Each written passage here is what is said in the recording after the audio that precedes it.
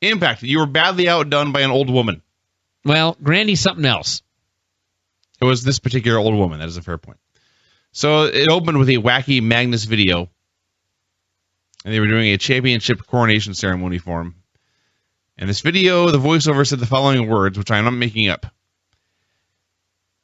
He's from the United Kingdom. That means he's English. Yep. Sport of Lord, that's what it was in there. Well, that's true, you know. He could be Welsh. Actually, it's not even true. Kurt Angle came out for a promo. He said 2013 had been the worst year of his career. He had big plans for 2014. Bobby Roode came out, said Kurt's big plans were going to be retirement. And Angle said, no, my plans are to challenge you to a match. Roode said no. Then he said, okay, but if I beat you, you can't go into the Hall of Fame ever.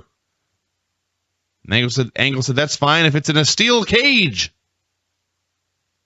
And Roode threw a fit, but he finally agreed, and they started a brawl, and refs separated them.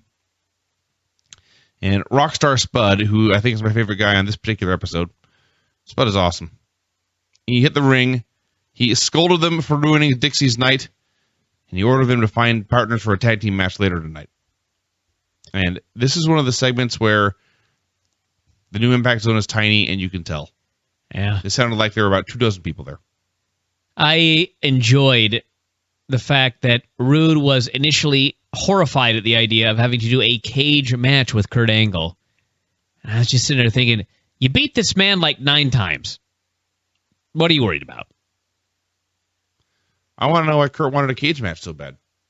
He's got to settle the score once and for all, Vinny. This is old school. So I can do a moonsault off it. No way in, no way out. He sure as hell better not do a moonsault off that cage. I don't disagree with you. Dixie cut a promo hyping Magnus' ceremony. By the way, whoever's calling right now, I'm not answering the phone. No calls tonight. So please leave disengage. A message. Please don't leave a message. We should do voicemails. Dixie cut a promo hyping Magnus' ceremony, and when she was done, they gave her an urgent message that simply said, see you tonight. And you were out of the room when I was too lazy to get back and rewind, but it seemed like this urgent message was actually sent like via telegram. Like someone had written her, either sent her a telegram or written her a letter saying, see you tonight. Oh, that's what they do in AJ's neck of the woods. They might. I hadn't Telegrams. thought of that. I hadn't thought of that. He's not from New York. Gail Kim came out for her open challenge. She was talking about how easy the competition had been. So the contender for the open challenge tonight was Madison Rayne. Madison had a suplex and a neck breaker, and the fans gave her a "You Still Got It" chant. Madison is a new mother, so I give her the benefit of the doubt. I don't even mean this to be hard on her, but before she was a mother, I don't remember anything she did. What is the it that she still got? I don't know. So there was a point here where she took a horrible turnbuckle, and then Gail picked her up in an electric chair and dropped her right on her face. And she tried to eat defeat, but Madison turned it into a backslide and won. And that was that. Chris Sabin met with Velvet. Told her he didn't need her to think. She just needed to follow his orders as I punched the mic. Live radio. And if not, he was leaving the building without the X Division title and without her. Angle, in search of a tag team partner, went to Gunner. Gunner accepted. And then James Storm, who is apparently still teaming with Gunner, despite being dropped on his testicles during a match, walked up and played Jealous Girlfriend. Sabin versus Aries for the X Division title. Remember back when basically the X Division title was the most exciting guys on the show? May not have been the biggest stars or the biggest guys, but man, these matches would be fun every single time. Yeah. Ancient history. With Sabin and Aries? Yes, actually. It was not much of a match. And you recall the last time when Aries beat Sabin for the title, I noted that Sabin was mildly annoyed at best. So he's out here trying to regain it. And literally the entire match is just Aries doing moves and Sabin ordering Velvet to interfere and Velvet refusing. And then finally Velvet got on the apron and Aries was distracted and Sabin kicked him in the balls and pinned him. And there's just no better way to kill a title than to have it change hands in a shitty overbooked match like this. I mean, overbooked's the wrong word, but it was stupid. It was shitty. I did not feel like anything important had occurred. This was a title change? Yeah. Holy shit. Yeah. Well, I think I made my case. You win. By the way, follow up on this to make it even more important. All these guys are on Twitter. Austin Aries' reaction to losing the championship on Twitter was the following 3 words, quote, "My nuts hurt." He's taking this all very seriously. This is why nobody ever cares, and not the tweet, the segment. This is why nobody ever cares about anything that happens. Well, the tweet does not help. It does not help, but it's a small part of the problem. The television show itself is the problem. You know, Twitter is... It's a problem I want solved. Twitter is... I'm not one of those people that... I mean, I'm using Twitter right now. I plug Twitter all the time. I've got this hashtag that I'm talking about here on the show. I'm a big proponent of Twitter. But Twitter's good for a lot of things, and it's really not good for a lot of things. And I cannot tell you how many celebrities have just made themselves look like such geeks on Twitter and on various social media platforms. And I mean, maybe it's just because it's wrestling and you're all supposed to play a character, but sometimes you'll see a guy, and I don't want to mention any names, I won't even mention any companies, but every now and then you'll see a guy who is a wrestler for a company, and he'll tweet something. Remember that whole thing when Jesse Neal tweeted about food stamps? Yeah. I mean, he claims it's a joke now, but every now and then you'll see some guy tweet about how, man, thank God I can make my car payment now. And it's like, really? First off, you're supposed to be a star. So why are you tweeting about how you just barely made a car payment? I mean, we should be thinking that you're rich, right? We should be thinking that I can't remember who it was talking about this, but when they were a little kid, maybe it was Jericho. I think it was Jericho, actually. And, he was watching his local indie, and there was just the random generic jobber. And he figured that guy must live in a mansion. He's wrestling on TV, right? He must be rich. Sure. In reality, the guy probably was struggling to make his car payment. But it baffles me because it's like, you don't realize that how goofy you look when you're talking about how you could barely make your car payment, and meanwhile you're about to have a match on TV next week. And then on top of that, it's kind of like, let's say you're not a supposed big-time pro wrestling superstar. Let's say you're just a guy. What are you getting out of telling the world that you just barely made your car payment? Am I missing something here? Why do people do this? I don't know. I see the weirdest stuff on Facebook and on Twitter. Like, why are you telling everyone this? This is like something that maybe you should tell your wife or maybe a couple of real close buddies.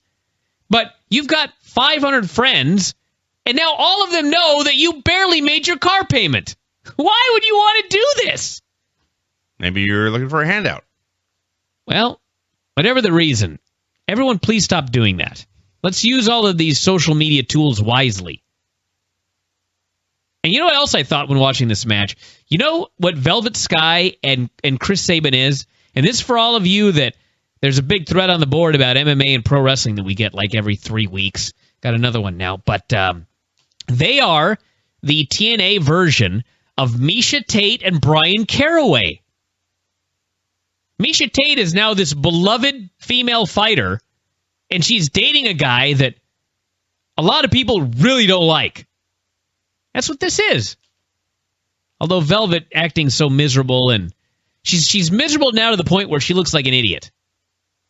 So I'm not sure where this is going, but hopefully something happens soon. because it's doing Velvet no favors. And she wore that same dress last week. I'm fine with that. I got no complaints about this dress. Samuel Shaw came out. Samuel Shaw's gimmick, as we shall discuss here, but essentially he's a psychopathic monster who wants to control Christy. So he comes out. He's got the preppy haircut, the American Psycho haircut. He's got street clothes, basically. He's got like a sweatshirt and white jeans and black boots. And he comes out like he's about to do a murder, and they're playing this happy 1980s rock anthem for him. That's his music. Gets in the ring. Go on, and then I got something good. Orders Christy to leave the ring. Out comes his opponent, Norv Furnham. They had a match.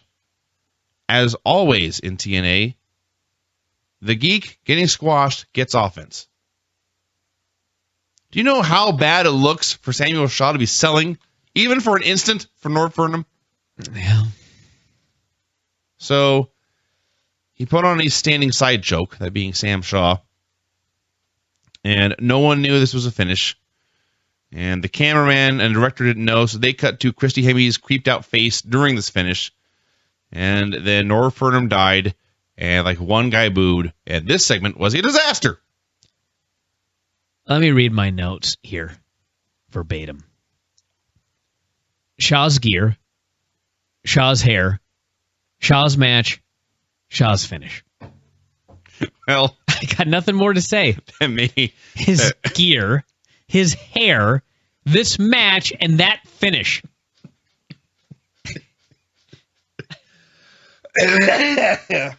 Wow.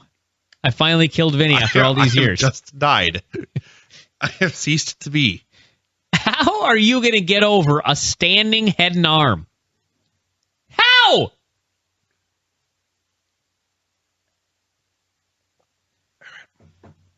Is that a rhetorical question?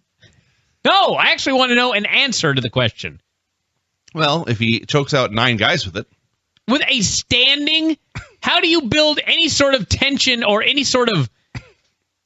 Oh, dear God. I don't know. This didn't work one bit.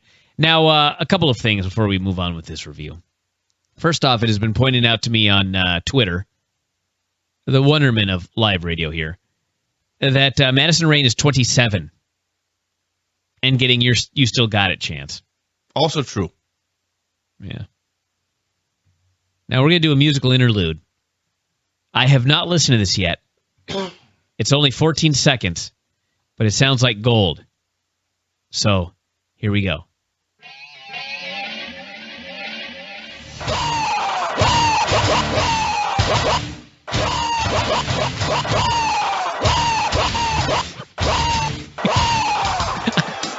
I'm going to kill you for real this time.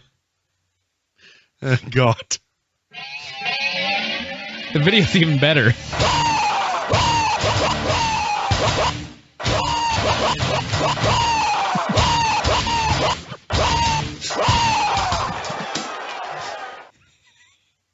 You know, it really takes very little to make me happy. I guess.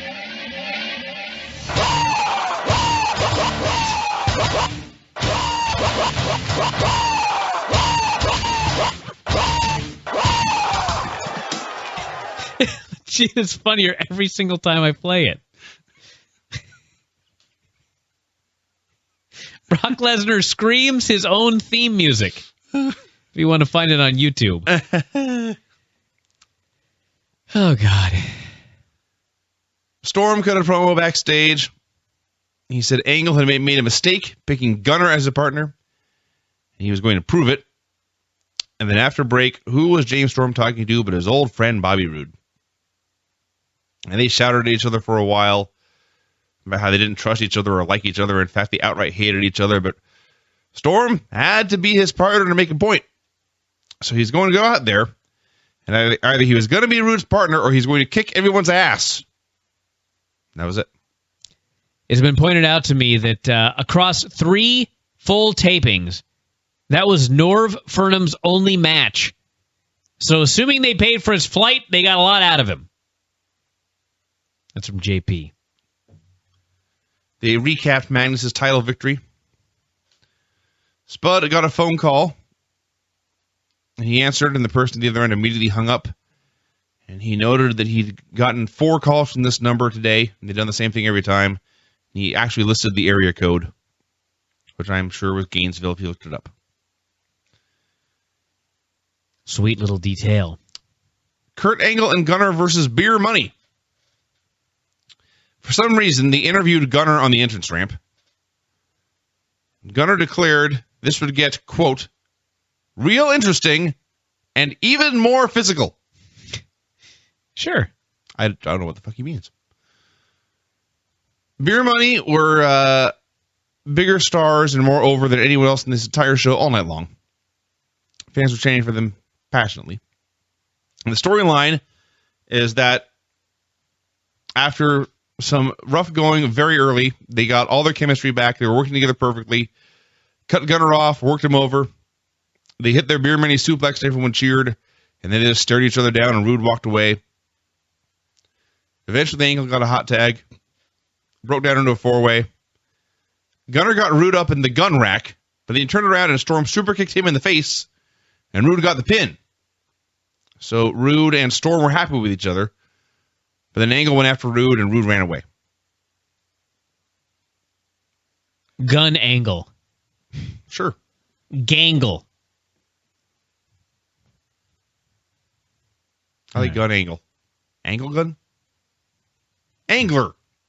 Sure. All right. Spud attempted to confront Mr. Sting backstage.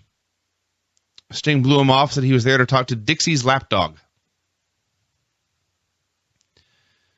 EC3 was in the ring for a promo. He said he had changed wrestling by facing the toughest competition in the land. And if you doubted his competition, he pointed out last week he had been in the ring with both Sting and Jeff Hardy, and he had pinned Sting to win. He made fun of Jeff for getting butthurt and leaving. He challenged Jeff to a match right now. They played Jeff's music, but Jeff didn't show. Ethan ordered them to ring the bell so he could win by countout and still be undefeated. Sting came out instead, ran Ethan down, called him Dixie's lapdog. Fans chanted that. He challenged Ethan to a match, and Ethan accepted, but not for tonight, for the Genesis show in 2 weeks. Gungle. That is the best one yet. Stole that one from Twitter. Joe Park met with Eric Young, asked why he'd been booked against Bully Ray. Eric said, "Look it." And I remember 5, 6, 7 years ago, Eric would say this in every skit. And it would infuriate you. And I didn't know why. It didn't bother me at all. I don't know what's happened. This pisses me off every time he says, "Look it." I have no idea why I've changed. But he said, "Look it." I got pissed. So Eric's point was, this whole thing started when Abyss wrestled Bully Ray 2 years ago. Now we have to go full circle. All right. Whatever. So Eric left. Well, it is a fact. I guess. I'm not sure how it's going to help Eric prove to Park that he is Abyss. Because Bully beat up Abyss 2 years ago. Yeah, that's true. So Abyss is going to go all Abyss all over his ass. I see. That was his plan. But he's gone Abyss all over other people's ass and has not done anything. He still doesn't think he's Abyss. He's going to find out here. So Bully walked up. He warned Park that Park should not go out there, because if he did, Bully was going to set him on fire. So we had the match. Bully Ray versus Joseph Park. And Ray comes out in his hoodie and his sunglasses, and he puts his hands in his pockets and hangs his head in the corner, and he just stands there. And Park didn't know what to do. They are closer and closer. And finally, Ray hauled off and punted him in the balls for the DQ. Second nut shot on the show, by the way. So Ray pulled out a bottle of lighter fluid. He starts spraying Joe down with it. And the ref is standing there looking, and the ref and the announcers are saying, "Somebody stop him." And Joe Park pretended that he had been blinded by this lighter fluid and also pretended that he was trapped in the ring. Nowhere to go. Nothing to do. So Ray pulled out a lighter.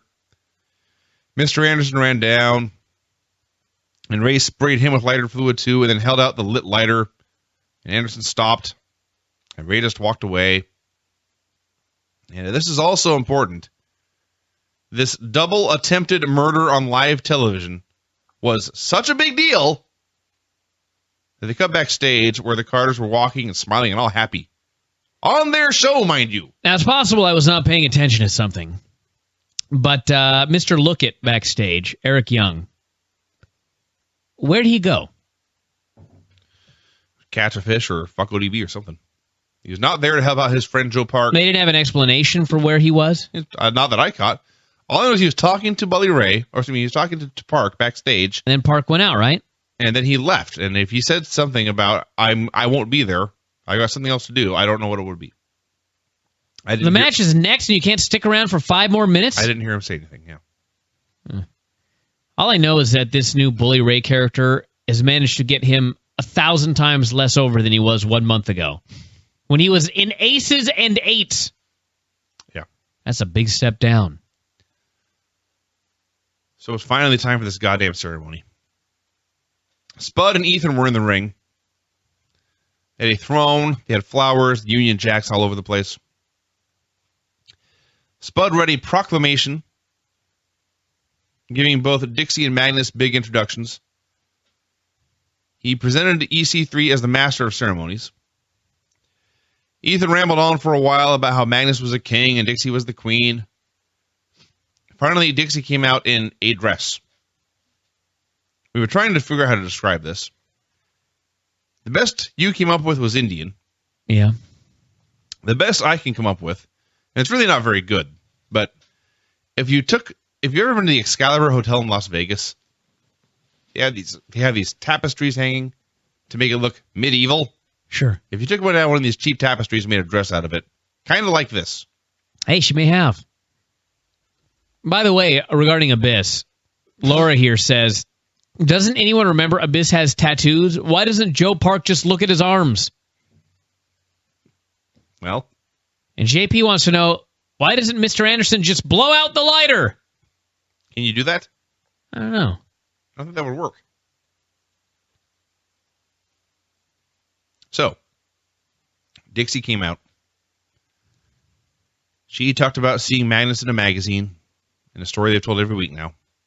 Crowd, the same crowd that was deathly quiet for the opening segment, passionately chanting for AJ Styles here. Yeah. A man who is no longer employed by the company. Well, at this point, he was still there. No, I'm not blaming them. I'm blaming the company for letting him get to a point where he is no longer employed there. Oh, well, we'll get to that in a minute. There was a great shot as you had Dixie in the center of the screen, and over one shoulder you could see Spud, and over her other shoulder you could see Ethan. And Dixie was talking about Magnus's praises, how good-looking he was, how talented he was, how inspiring he was. And everything she said, her two geeks would just nod vigorously. This was funny. I will admit, that was funny. Magnus finally arrived in his suit. He rubbed his victory in the fans' faces. Said they probably thought Rude or Angle was going to win the tournament. Well, yes.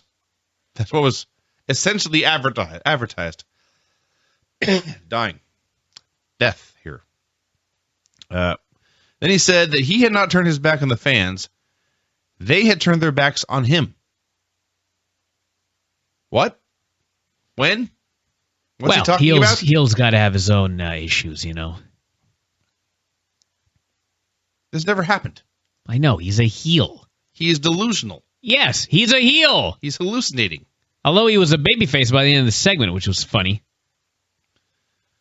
So then Gunner interrupted and they went to commercial.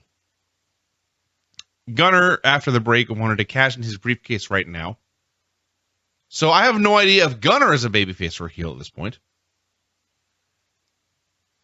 Dixie ordered them not to. A brawl broke out. Gunner was overwhelmed. Magnus was about to hit him with his belt when AJ Styles ran in. It ended with Magnus and AJ face to face, each man holding his belt in the air. AJ wanted to fight. Magnus backed off. And then we got a lot of talking. AJ said Dixie had screwed the people over when she made her world champion a farce. And I actually thought he was talking about himself. But no, he was talking about Magnus. So AJ went on for a long time, and eventually he challenged Magnus to a unification match. And he said Magnus would be a coward if he declined. Dixie was screaming about how that would never happen. Magnus cut her off, said nobody was going to ever doubt him as champion again. So Dixie starts screaming and wailing how AJ is not under contract. Magnus orders her to give AJ a one-night contract. Fans were so into this, they chanted yes in support of a guy who just turned heel on another show. He had at the point, but he yes. had not turned heel on that. But yes. So we are right back where we were when this whole thing started. AJ is threatening to win and leave with the belt again. The fans are chanting for another promotions guy. And that's it. That's Impact. I got a lot to say about this. It may have killed me. Please talk for a long time. Vinny missed here. First off, this... Oh, my God. Hold on. Cough as loud as you want now. I turn your volume down. At least give me a signal or something, for the love of God. Talk as long as possible. What do you think? Give me a signal to turn your volume down while you cough like a... You idiot. Don't give me a signal, and he did, and then he didn't use it. Which reminds me of this segment. They come out for this coronation, and Dixie's getting all this heat, which I guess is good, but I have no idea where this is leading, because AJ isn't beating Magnus, and I'm pretty sure that Sting is losing to EC3. So where's the comeuppance here? When's it coming? Because otherwise, I don't know. So she's out there. Magnus comes out. Gunner comes out with the briefcase. What is the briefcase, Vinny? A title shot. A Money in the Bank title shot? They have never made that clear. But that's what it is. Yeah. You cash it in. Right. It's a Money in the Bank. Okay. So he comes out with a briefcase, and he tries to cash it in, and Dixie just says, no. What better way to kill a stip?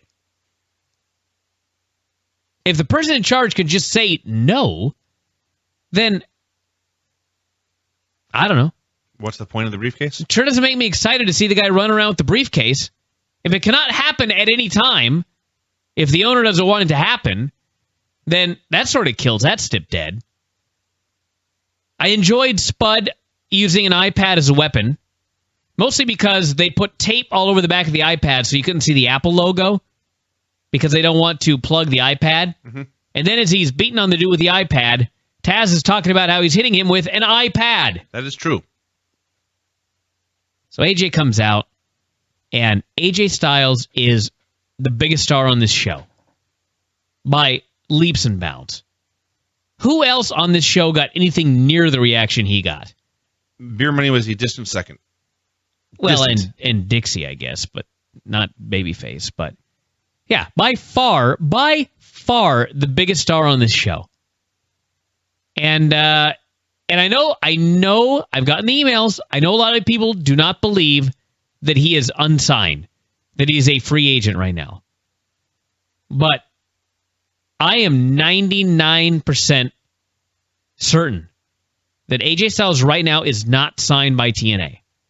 Now, maybe he will be by the 31st. Maybe he will show up in Glasgow. But he's not signed right now. And it is mind-boggling to me. But it's not my decision to make. So they make this challenge, and Magnus is demanding the match. You've never seen a bigger fighting, valiant babyface than Magnus in this segment. He insists she make this match. He insists that he prove he's the deserving champion. She's begging him not to, and he insists she gives a one-night contract. Winner take all. Which leaves Dixie very concerned. If he wins, I have nothing. Why not just do another tournament and make another belt? What's the big deal? You just did it. The dude left with your title. You made a new belt. If he comes back and he wins it, you do another tournament. But no, this was great consternation on her part. But despite all of the consternation, apparently she's still going to allow the match to take place. That's it. That is Impact, everyone. I don't know. A bunch of trivial shit that doesn't make sense. Impact Wrestling. Well, I mean, the people were into title versus title, let's be fair. They were into this segment. But I still don't know if you can classify this as better than what WWE did with CM Punk. Oh, hell no. Well, it kind of was. CM Punk was back the next day. At least the point where he got there was good. Yeah. The night before that was awesome. The night before that was awesome. That is true. But as far as the follow-up, so far no one has done it right. Anywhere. Yeah. I knew someone would tell me to say Glasgow the right way. What do you have over there, Vinny? I have a glass of water. It's long gone. Do you have the plague? Yes. Huh. I don't know. I'm sick. I believe I just have death. I simply have a case of death. It's amazing how high on life we were after the Granny segment and where we are now after Impact. This is not a good show, everybody. I like the guy who suggests AJ with AJ wrestling without a contract, TNA should produce a documentary about the storyline called Wrestling in Front of Shadows. Wow.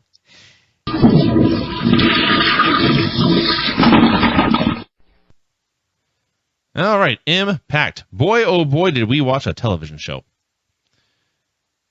Dixie came out in a hot pink turtleneck, a black leather miniskirt, and black stiletto boots. And this is like her most mundane outfit in months. So she called out AJ to sign his one-night contract. AJ came out and started to talk, but Dixie cut him off. Said he and his lawyers had agreed to this deal for one match against Magnus for the undisputed title. She's also going to make it a no DQ match because she wanted him bloodied, bruised, and stretchered out when it was done. AJ said that there would be no more stupid Dixieland matches, and the fans all cheered. This company is awesomely bad. He said he was not afraid of the no DQ clause because there are plenty of guys in the back who hated her as much as he did, and they'd be willing to back him up if somebody tried to interfere. They were going on and on and on and on and on as AJ said that wrestling was about two guys fighting one-on-one, and Dixie kept screwing it up. And he brought respect to the belt when he took it out of the company. Yeah. I repeat, this company is so awesomely bad. Seriously, the storyline is the company sucks. That's the storyline. That is the ongoing storyline of Impact. The storyline is you are watching incompetent goofs. It's actually astonishing. Yeah, it really is. So Magnus came out. The fans chanted "Paper Champ" at him. He ordered Dixie to leave. And he said he would win tonight. He would be the one champion left. He didn't say this, but I immediately thought, and then Brock Lesnar is going to come challenge you. So finally, AJ vowed to win, and he called Magnus an ass kisser. And when he said this line at TNA, which is, of course, owned by Dixie Carter, who hates AJ Styles, played AJ Styles music. Mm-hmm. Amazing segment. It went way too long. And too stupid. It was breathtaking, really. Way too long. Crowd didn't care. I was amazed that they kept bringing up the fact, what if AJ wins? What'll happen if AJ wins? I was like, just make another belt. Just do another tournament, like the last time he won and left. Like the last time What's he won the and problem? left. You've gone through this before. Oh, God. Recently. We had a backstage meeting with Dixie, Gail Kim, and Lady Tapa. This meeting lasted 15 seconds, and at least 6 dudes walked back and forth in front of the camera, between the camera and the women. Yeah. What a rinky-dink company this is. Also, AJ, by the way, in the opening segment, is talking about how it's winner takes all because it's champion versus champion. But he explained that winner takes all means that if he won, he would be the TNA champion forever, and there would be no more tournaments. He did say that. TNA would be banned from running a tournament to crown a new champion. They would never be allowed to have another champion again, he explained. What a stupid show. I was like, man, that's a hell of a contract. That's as binding as it gets. Possession of the belt for life. Yeah, they're never allowed to have another champion. They just have to float along. They have to give somebody like a trophy or something. So Dixie's or message. A watch. Dixie's like a watch. I actually somebody used to have a 6-man championship that was a trophy. It was either world class or WCW when they had Les's one. promotion, the winner of the thing gets a ring. Really? Yeah. There you go then. So anyway, Dixie told Gail and Lady Tapa to take care of business. Finger ring, by the way, not a wrestling ring. Thank you for clarifying. That's important. Sure. Dixie laid down the law to the bromans backstage, ordered them also to take care of business, and they looked very concerned and nervous about this. Then they wrestled Eric Young and Joseph Park, and as the bromans came out, Zema Ion, in the ring introductions, actually said the following words: Their bodies always test positive for protein. As we said. That's what he said. Show was amazing. So the bromans came out. They were not their usual jolly selves. They were very distracted and very nervous about the whole thing. But a minute into the match, on the big screen, it appeared the image of Gail and Tapa beating up ODB backstage. So Eric, being a noble gentleman, ran backstage to save his wife. This left Joe Park outnumbered 2-on-1. And then the bromans just stopped tagging in and out. Ref didn't care. For about 3 minutes, they were both in the ring, and finally they beat Park with a horrible heart attack. Then they went outside, they grabbed a section of the guardrail, put it in the ring, and hit another heart attack onto it. I guess that was Dixie's orders. It's like that whole Abyss thing never happened. Well, he never bled. But yes, they've started and stopped that storyline many times as well. Samoa Joe met with Dixie. Did you mention Tapa hitting ODB? Just they attacked her. Tapa hit ODB with like a plastic thing of some sort. It actually looked like one of those boogie boards or whatever, kind of or maybe those things little kids, they get in the pool and they lay on the little kickboard. Yeah. I think she was hitting her with a kickboard, but she swung it so slowly that they had to keep cutting from the live shot, or the supposedly live shot, to a camera in the crowd shooting over the ring and shooting the Titantron, the Impactron. Yes. It was a horrible attack. It looked terrible.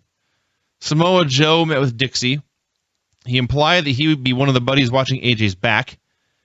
Dixie said he had a match tonight against Ethan Carter III, and Joe said that Ethan's blood would be on Dixie's hands, not his. All right, so you'll recall that the last time we saw Eric Young, he was running backstage to save his wife from a violent assault. Now, he was running through the hallways, carrying ODB's limp body, and running out the door. Mm-hmm. Apparently, running to the hospital. Did I mention that the show was stupid? Well, you know what?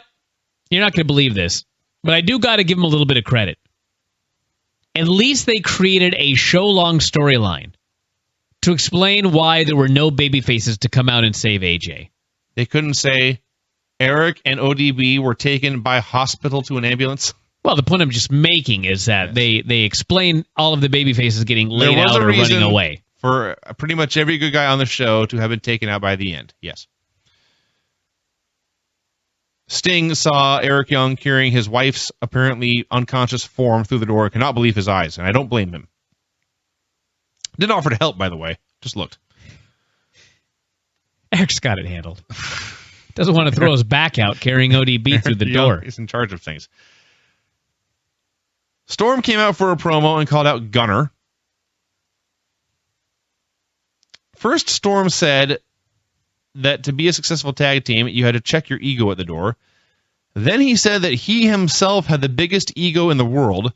And then he said that the world title tore tag teams apart. All right. He said it happened with AMW, it happened with Beer Money, and now it's happening with him and Gunner. Gunner said it was every man for himself, and then after he had won, that's when Storm got jealous, because Angle had picked Gunner to be a partner. Finally, Storm said, look, we both like fighting. We both hate referees. Let's hang your briefcase on a pole and fight for it one more time, because I don't think you can beat me again. Gunner gave him an angry handshake, and then he accepted. They didn't say when the match would happen, but I assume that now, they've broken up. But I'm not sure. Remember last week when Angle and Gunner teamed up? Mm-hmm. And I think Gungle was one of our team names we had for them. Sure. We missed out on a classic here that somebody brought up, I think on the board, may have been on Twitter. Anger! It actually fit them very well, too. Angle and Gunner. Anger! It's a great team name. It's fantastic. There's some big-time edits in this, by the way. Big-time edits. And a sad lack of heat. Yeah. They just got these storylines that these people just don't give a shit about. Ethan Carter III jumped Joe backstage, and this lasted about 4 seconds before they went to commercial. Like, well, we'd love to show you, stick with this shocking, unexpected bout of violence, but we have to go to a word from Pep Boys. Yeah. Or whatever the hell the sponsor is. So after the break, Joe and Ethan were brawling down to the ramp and the match started. So way to get a sneak attack in there, Ethan. They wrestled for a while. Spud came down to interfere. Joe went after Spud. Ethan attacked Joe with a wrench for the DQ. A wrench. So Ethan's winning streak is over. He's no longer undefeated. They won't count this. I'm sure. He Nancy Kerrigan Joe a few times, then laughed his way up the ramp. So Joe's out of the picture. I can't figure out if Ethan Carter's supposed to be good or bad. He's supposed to suck. Then why is he not just getting absolutely destroyed by Joe? I guess Joe sucks too. That answers that question. That's the best I got. But when Dixie proposed Ethan as a opponent for Joe, Joe nearly laughed. But then they did go toe-to-toe in the match. Borash interviewed Angle backstage. Angle said his cage match with Bobby Roode next week. Angle said his cage match with Bobby Roode next week would be the biggest match of his career. The biggest match of his career. Kurt Angle has main evented WrestleMania.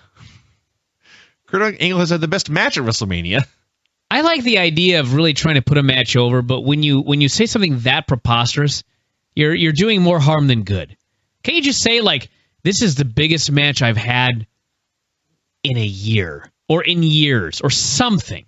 But to call it the biggest match of your career, it's a cage match with Bobby Roode. On Impact. You've wrestled 1,000 times. As far as I know, there's no stips. How is this the biggest match of your career? There is a stip. What is a stip? If Kurt loses, he can never go into the Hall of Fame. I see. Okay, so it's a big match. There's something on the line. Let's say the biggest of his career. You turned down the career, you idiot. Yeah. So he said he had an open challenge for a cage match tonight. He said whoever accepted the challenge, Kurt would only be seeing Bobby Roode. Then backstage, Gunner and Storm had both been taken out. They were laying on the ground 3 feet apart from each other with broken glass everywhere. So, despite the fact that they broke up, despite the fact that they have both been acting like assholes, they were apparently hanging out backstage and are apparently both baby faces. Something like that. Because Dixie wanted them taken out. So Sting was outraged. He confronted Dixie. He said she had taken things too far. She threatened to put him in a match. Oh, no. He said that would not stop him. She told him to get out of her face, and I actually expected him to go off in a huff. But thank God he stood his ground and she left instead. Dixie's eye-rolling gimmick is... She buries all her talent, yes. Just every time she gets exasperated, all she knows how to do is roll her eyes. Do people really roll their eyes in real life? Yes. Okay. To me, at least. Maybe not to you. I can assure you, I get eye rolls all the time. Wow. So Sting said that he had enough of Dixie, so now he's leaving too. Kurt Angle came out for his cage match looking beat all to hell already. Bobby Roode came out, teased wrestling him this week, and then he did not, which means someone somewhere in this company actually does have something resembling a clue. And then Roode said he had found 2 men who hated Kurt as much as he did, and out came bad influence to accept his open challenge. So the open challenge did not specify the number of men Kurt would be wrestling. It's Kurt Angle. He'll take on anybody. I guess so. Which, if that's the case, Roode should have found 3 more men. Yes. Should have brought out the bromance as well. The glass half full is to say this proves how tough Kurt is. The glass half empty, which is my usual approach in life, is what an idiot Kurt Angle turned out to be. So they had a match. It was Kurt Angle doing the same stuff he always does with 2 dudes instead of 1. There was one terrifying spot where he was brawling with Kaz on the top rope, and he had a giant German suplex off the top, and Kaz went flying upside down into Daniels. Right in foot to the head. Yeah, that looked bad.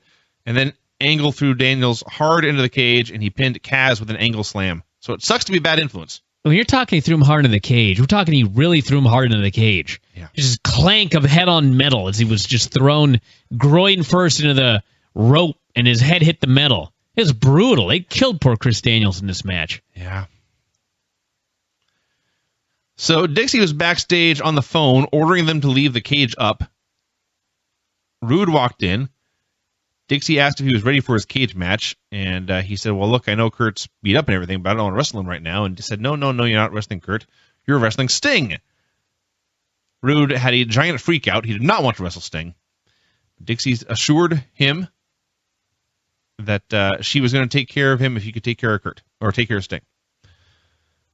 Speaking of Kurt, he was taking pictures with fans in the parking lot. Because, what you do after you have a cage match against 2 men is 5 minutes later you go into the parking lot. Not just that, there's bodies everywhere. There's literally bodies being found everywhere at the impact zone. Yes. And Kurt is randomly in the back with like a whole family smiling for pictures. Yes. It's like, what? Well, okay.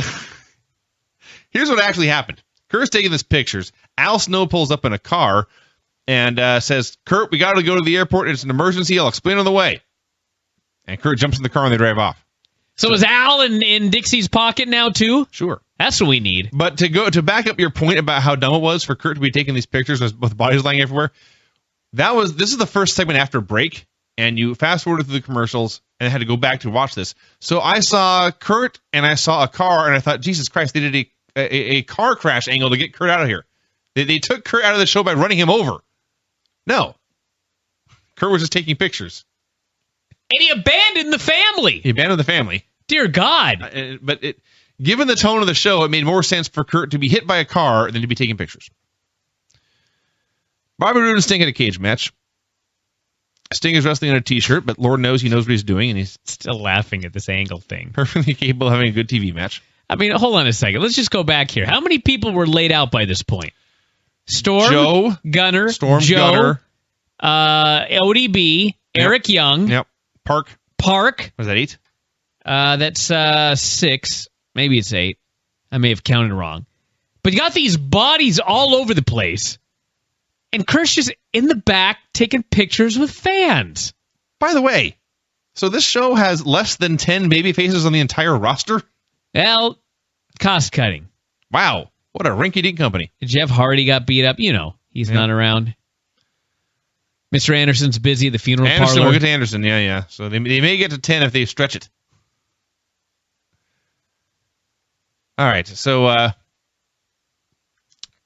Sting and Rude. Where the hell was I? I've completely lost my place in my notes. Okay, so Sting's fighting Rude.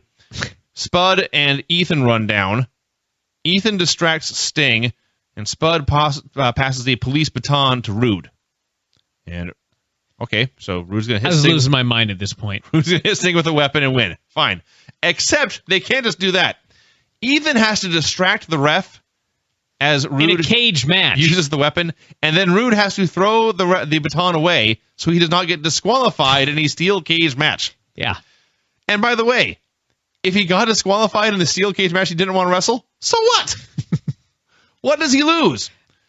So I love that if Dixie was determined to have somebody run down and help Rude take out Sting, why did she make it difficult on her own crew by putting a cage around the ring? Don't know. Why not just say it's a no DQ match, Rude versus Sting, and send your entire army out like you did in the main event? That's actually a good point, because when Bad Influence came out to wrestle Kurt 2-on-1, their plan was for Daniels to go through the door and distract him as Kaz climbed the cage and snuck up from the other side. Kaz did not have an easy time climbing this cage. No. It was hard on him. Let's take out Sting, but we'll make it harder on ourselves by putting them inside the confines of a steel cage. So when Spud and EC3 run down to interfere, they have to climb over the cage. Yeah.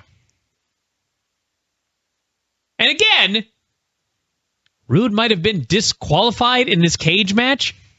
How the fuck do you get disqualified in a cage match?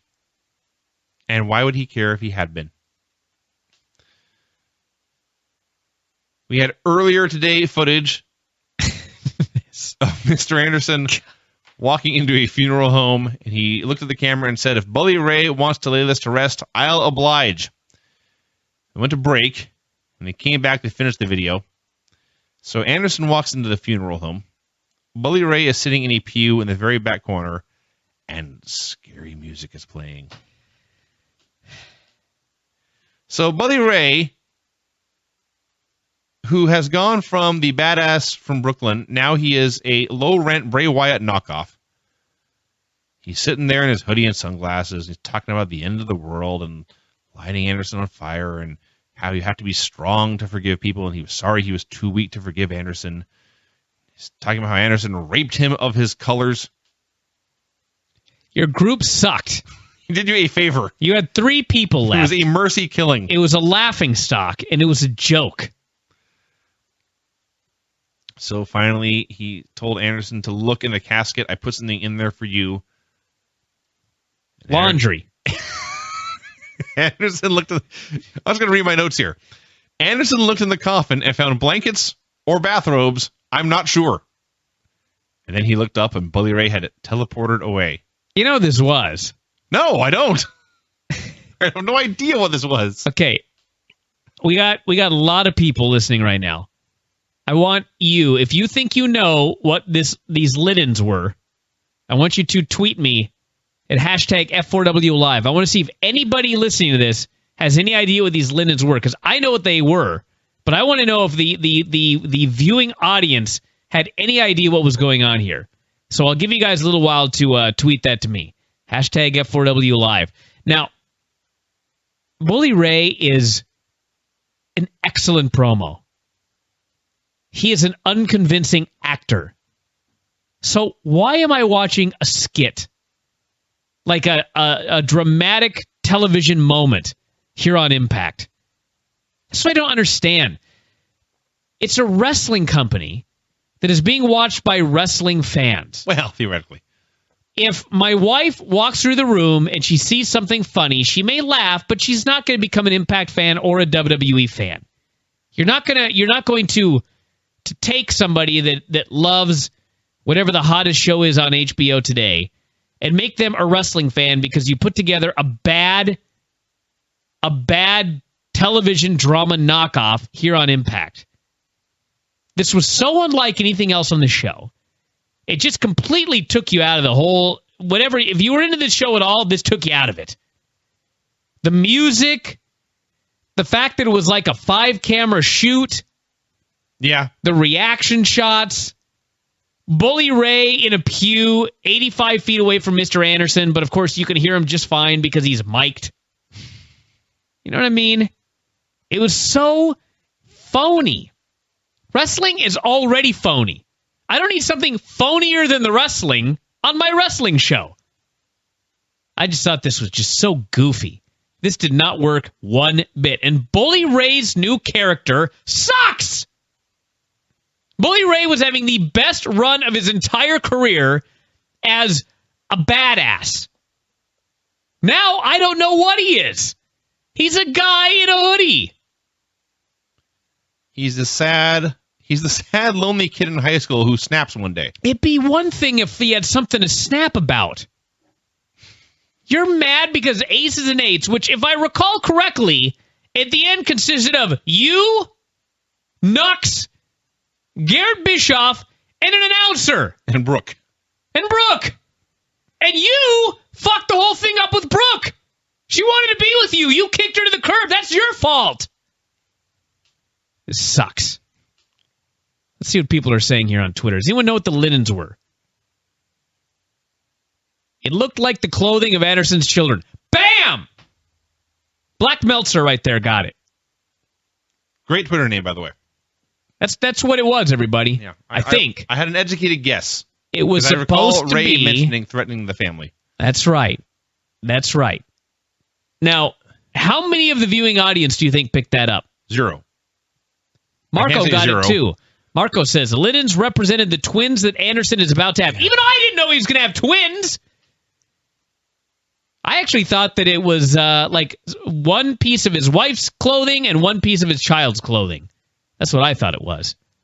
And then Steve here says, Bully wanted Anderson to be his lackey again and do his laundry. It's not bad. So there you go. The funeral. Sting recovered from his baton beating. He met with Dixie and assured her that nothing was going to stop him. So Dixie decided to play good cop. And she reminded Sting that his contract came due every year at this time. And every year she renewed it and added a little bit more money. And Sting started talking about how he didn't want any more money. And she just said that they had always been close. And if the roles were reversed, AJ would not turn down his contract to help you.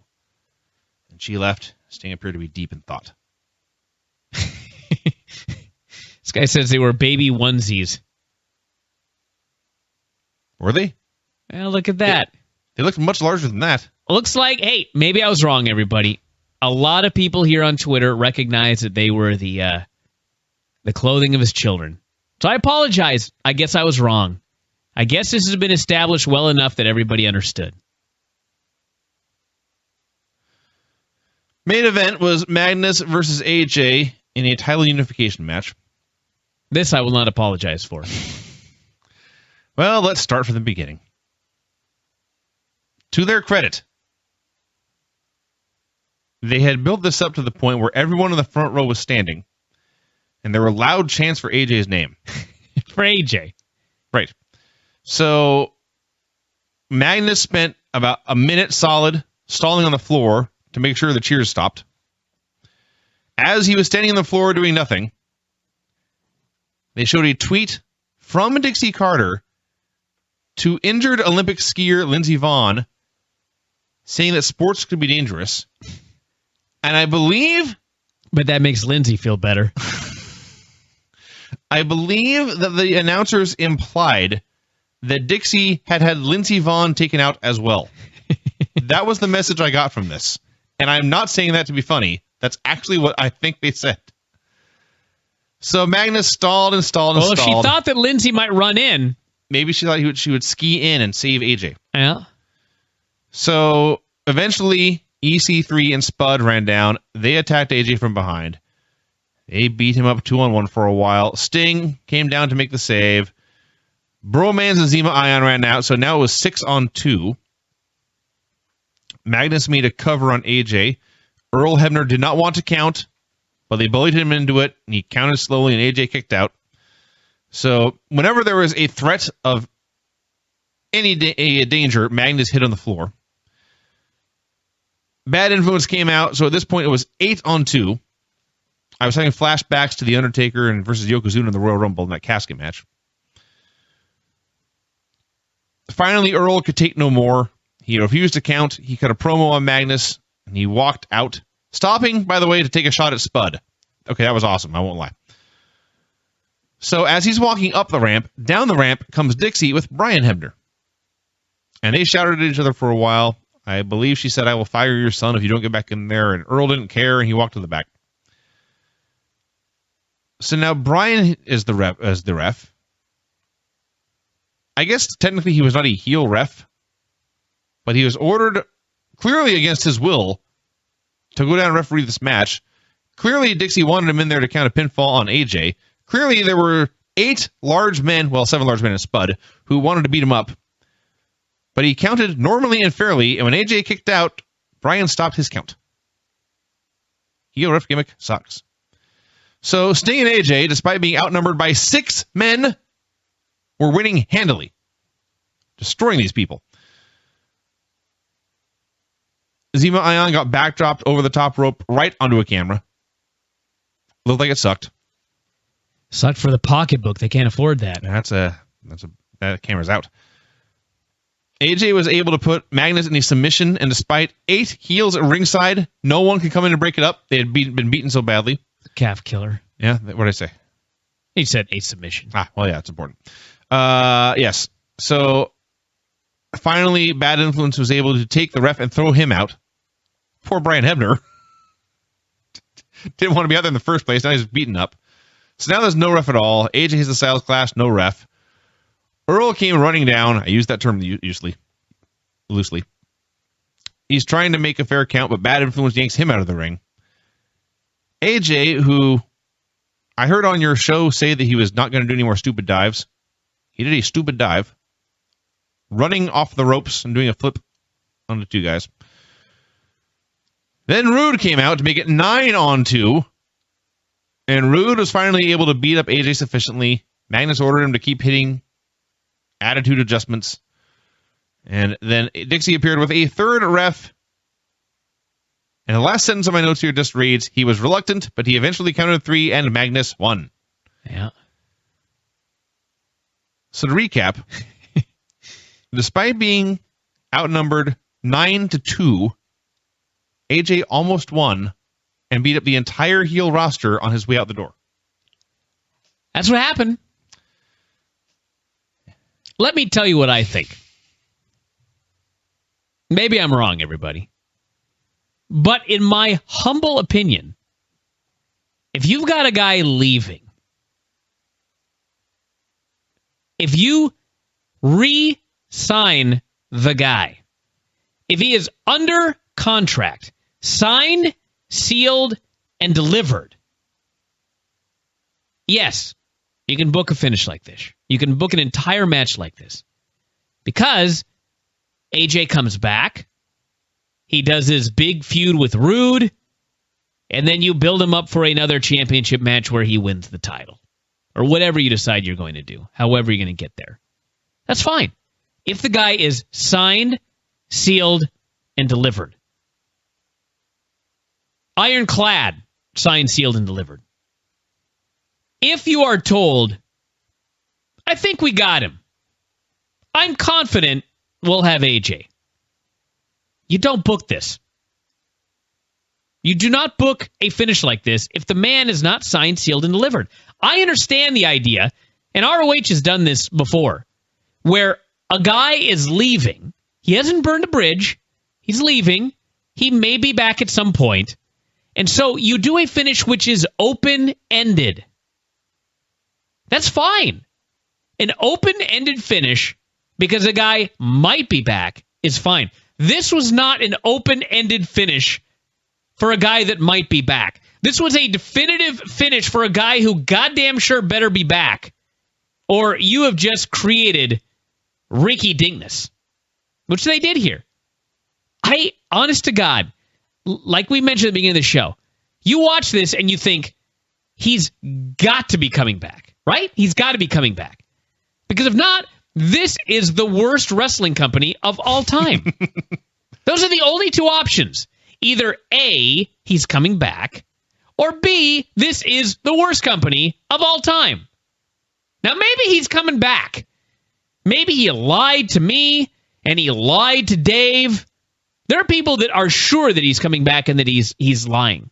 But, as I've said many times before, there are people that AJ Styles absolutely should not be lying to.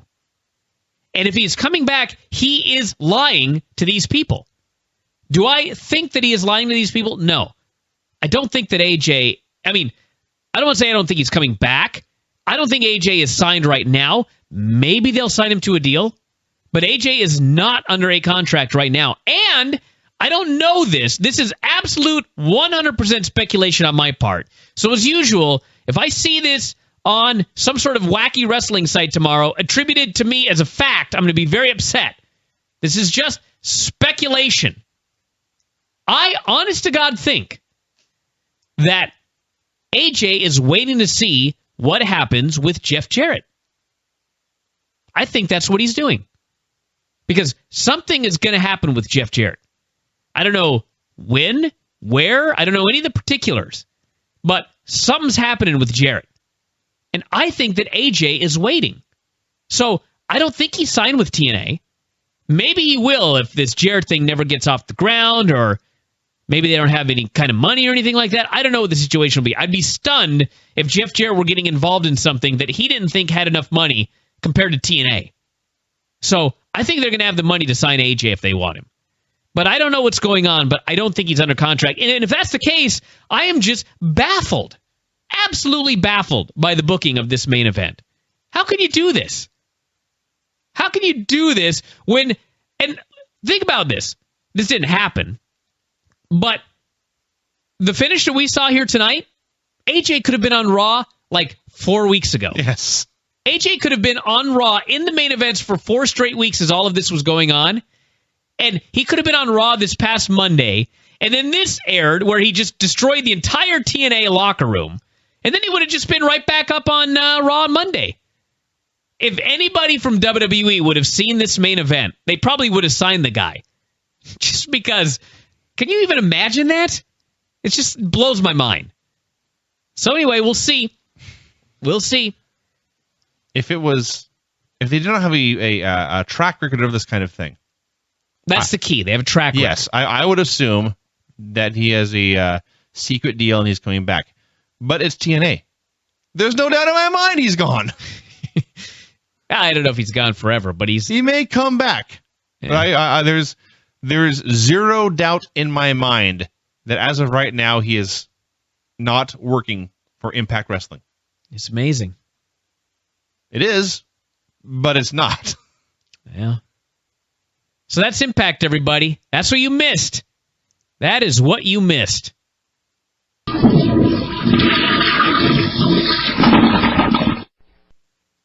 Well, I guess we should talk about Impact then. Have we held this off long enough? Is that why you went on that rant, that tangent? Why? What do you mean? To avoid talking about Impact? No, I'm ready. All right, go. This is your job. All right. Had a nice tribute to a Mae Young by Taz and Mike Tenay. Could Mae Young have beat Denver? No. Okay. And then, right after that, the show went deeply off the rails. Spud's out there in his most outlandish getup yet. He was hated. Dixie came out wearing a blouse that appeared to be made from satin sheets. Not made well. Talked about AJ, who no longer works there. Rambled on about Magnus for about 5 minutes or so. Then Magnus came out with 2 belts that look exactly the same. Actually, one had less blue paint. Did it now? Yeah, I noticed that. They were not quite identical. So he gave one to Dixie because she was the champion of all our hearts. This was the point, by the way. This is the point where I asked to myself, is there going to be any wrestling on this wrestling show? Little did you know. Keep that in mind. I asked that at this point. So, Dixie brought out all the heels who had helped her last week. The Bromans, Zima Ion, Bad Influence, Gail Kim, Lady Tapa, Bobby Roode. She singled out Roode for what he had done at the end of the match. Promised them all bonuses. Dubbed this the genesis of a new TNA. She admitted she paid him off. Yeah. Rambled on and on and on. Talked about EC3 fighting Sting tonight. And then she brought out EC3. The only good thing about any of this was the bromans dancing to Ethan's music. And then Ethan got in the ring. Sting appeared in the stands. He pointed his bat at the ring, and they went to a commercial. And when they came back from commercial, nobody had moved, and it was time for more talking. Yeah, you guys, Vinny is not doing this justice if you didn't see this. What he just went through was at least 15 minutes. Mm-hmm. Spud came out and talked for a long time. Called out Dixie, who came out and talked for a long time. Called out Magnus, who came out and talked for a long time. Called out all the heels and talked for a long time. Called out Ethan, was about to talk for a long time, when Sting showed up in the rafters and talked for a long time. And there was a commercial in here. And when they came back, everybody was talking for a long time. 20... The whole... But when it was all said and done, before the first match started, it had to have been a half hour. Legit. It's hard to tell because of the stupid Frontier cable thing. Doesn't tell you exactly how far you're into the show. We know we started at 9 and ended shortly after 11, but didn't know exactly where we were at that point. No. But this had to have been a half hour. So, Sting goes off about Magnus, and he goes off about Ethan, and he goes off about Dixie. And Dixie wants to know who's on Sting's side. And so out comes Gunner and Samoa Joe and ODB and James Storm. And a brawl broke out. Magnus, the World Heavyweight Champion, was throwing some horrible punches. I was trying to figure out who this was because his back was to the camera. I thought, who was throwing these crappy punches at Joe Park? Then realized it was Magnus. That sucks. Yeah. So Sting trapped Ethan in the ring, and he was intimidating him with his bat, and Ethan was begging for mercy. And then Sting, like an asshole, hit him in the gut with his bat, and then went to commercial. Another commercial. That's 2 commercials so far in this one segment, which was largely talking. After the second commercial break, the third segment ended with nobody having moved. All the good guys were still in the ring. Samoa Joe was demanding a fight.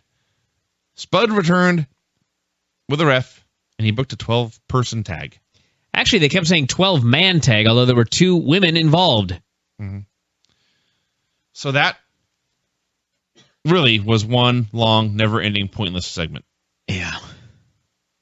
It's not good. No. Frankly, I don't know if I can say the show picked up after that, but that was the worst. The worst was behind us. So it was Samoa Joe, Joe Park, Eric Young, James Storm, and Gunner and ODB against the Bromans, Bad Influence, and Zema Ion and Lady Tapa. They did this Lucha Rules, so 2 guys would come in, do some stuff, then they would both leave the ring, and 2 other people would come in. ODB was throwing Zema Ion around, and then Tapa speared her and launched her right into the ropes, where there was no good way to land. Taz laughed uncontrollably. Somewhere in here they mentioned that Genesis, unbeknownst to any of us before this, was a 2-night event. Well, they've kind of been doing that with all of their free pay-per-view events. And the second night would be next week. Yeah, stretch out over 2 weeks. Yes. Just skipping ahead a bit. Park started bleeding, turned into Abyss, killed everyone. Gunstorm, who are friends again. They came in to celebrate with him. I just realized that. Are they? They were on the same team, and they were working together, and when Abyss ran wild, they went in to shake his hand and stuff. That's funny, because they were supposed to have a match on the show, which never took place. Uh-huh. In fact, now I got to go find out if it took place on next week's show. Have they done the tapings already? Yeah, right. Tapings are over. So anyway, they came in to celebrate with Abyss, but he's Abyss, and so he killed them. Crowd did not know what to make of that. And eventually, Joe tapped out Daniels with a rear naked choke. So even though Abyss took out 2 of his own partners and left, the babyfaces still won 3-on-6. Let's see here. If this takes me to the wrong link one more time, I'm going to flip my lid. All right, let's see. Next week. Yep, they do Gunner James Storm.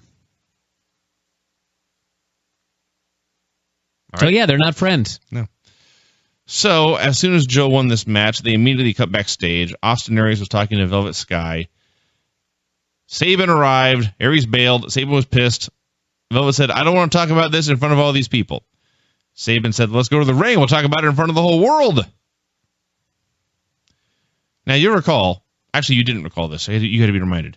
Last week, Kurt Angle was removed from the show. Took me forever to figure this stupid thing out. Yeah. He was removed from the show when Al Snow drove him to the airport, apparently, for an alleged family emergency. 7 days have gone by. And now, 30 minutes into the show, Kurt Angle arrives at the building and starts knocking on doors demanding to talk to Dixie. So let's think about this for 2 seconds. So the story is that Dixie told Al to get Kurt out of there by lying to him that his family was in trouble. Correct? Yeah. So Al threw Angle into a car and began to drive him to the airport. Correct? Yeah. At no time did Angle attempt to contact his family. I guess. Correct? Apparently. He didn't try to call. He didn't try to see what was going on. He just sat in the car, and he believed Al. He went through the metal detectors and everything. He sat there waiting to board. He got on the airplane, and at no time did he call his family. He did not find out until he arrived that, in fact, his family was fine? I guess.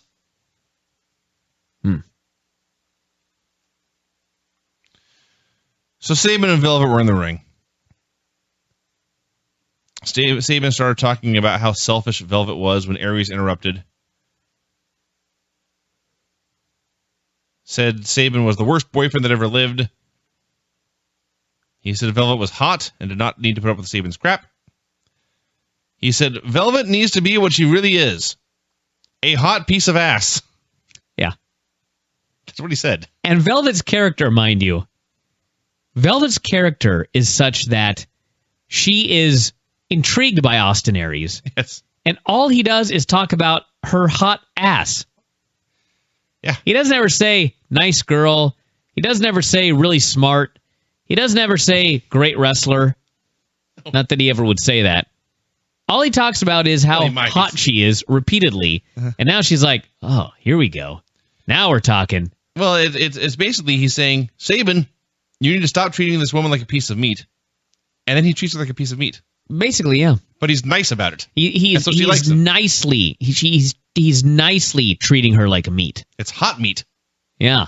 So he had a solution to he wanted to face Sabin, but he didn't want Sabin to force Velvet to interfere again.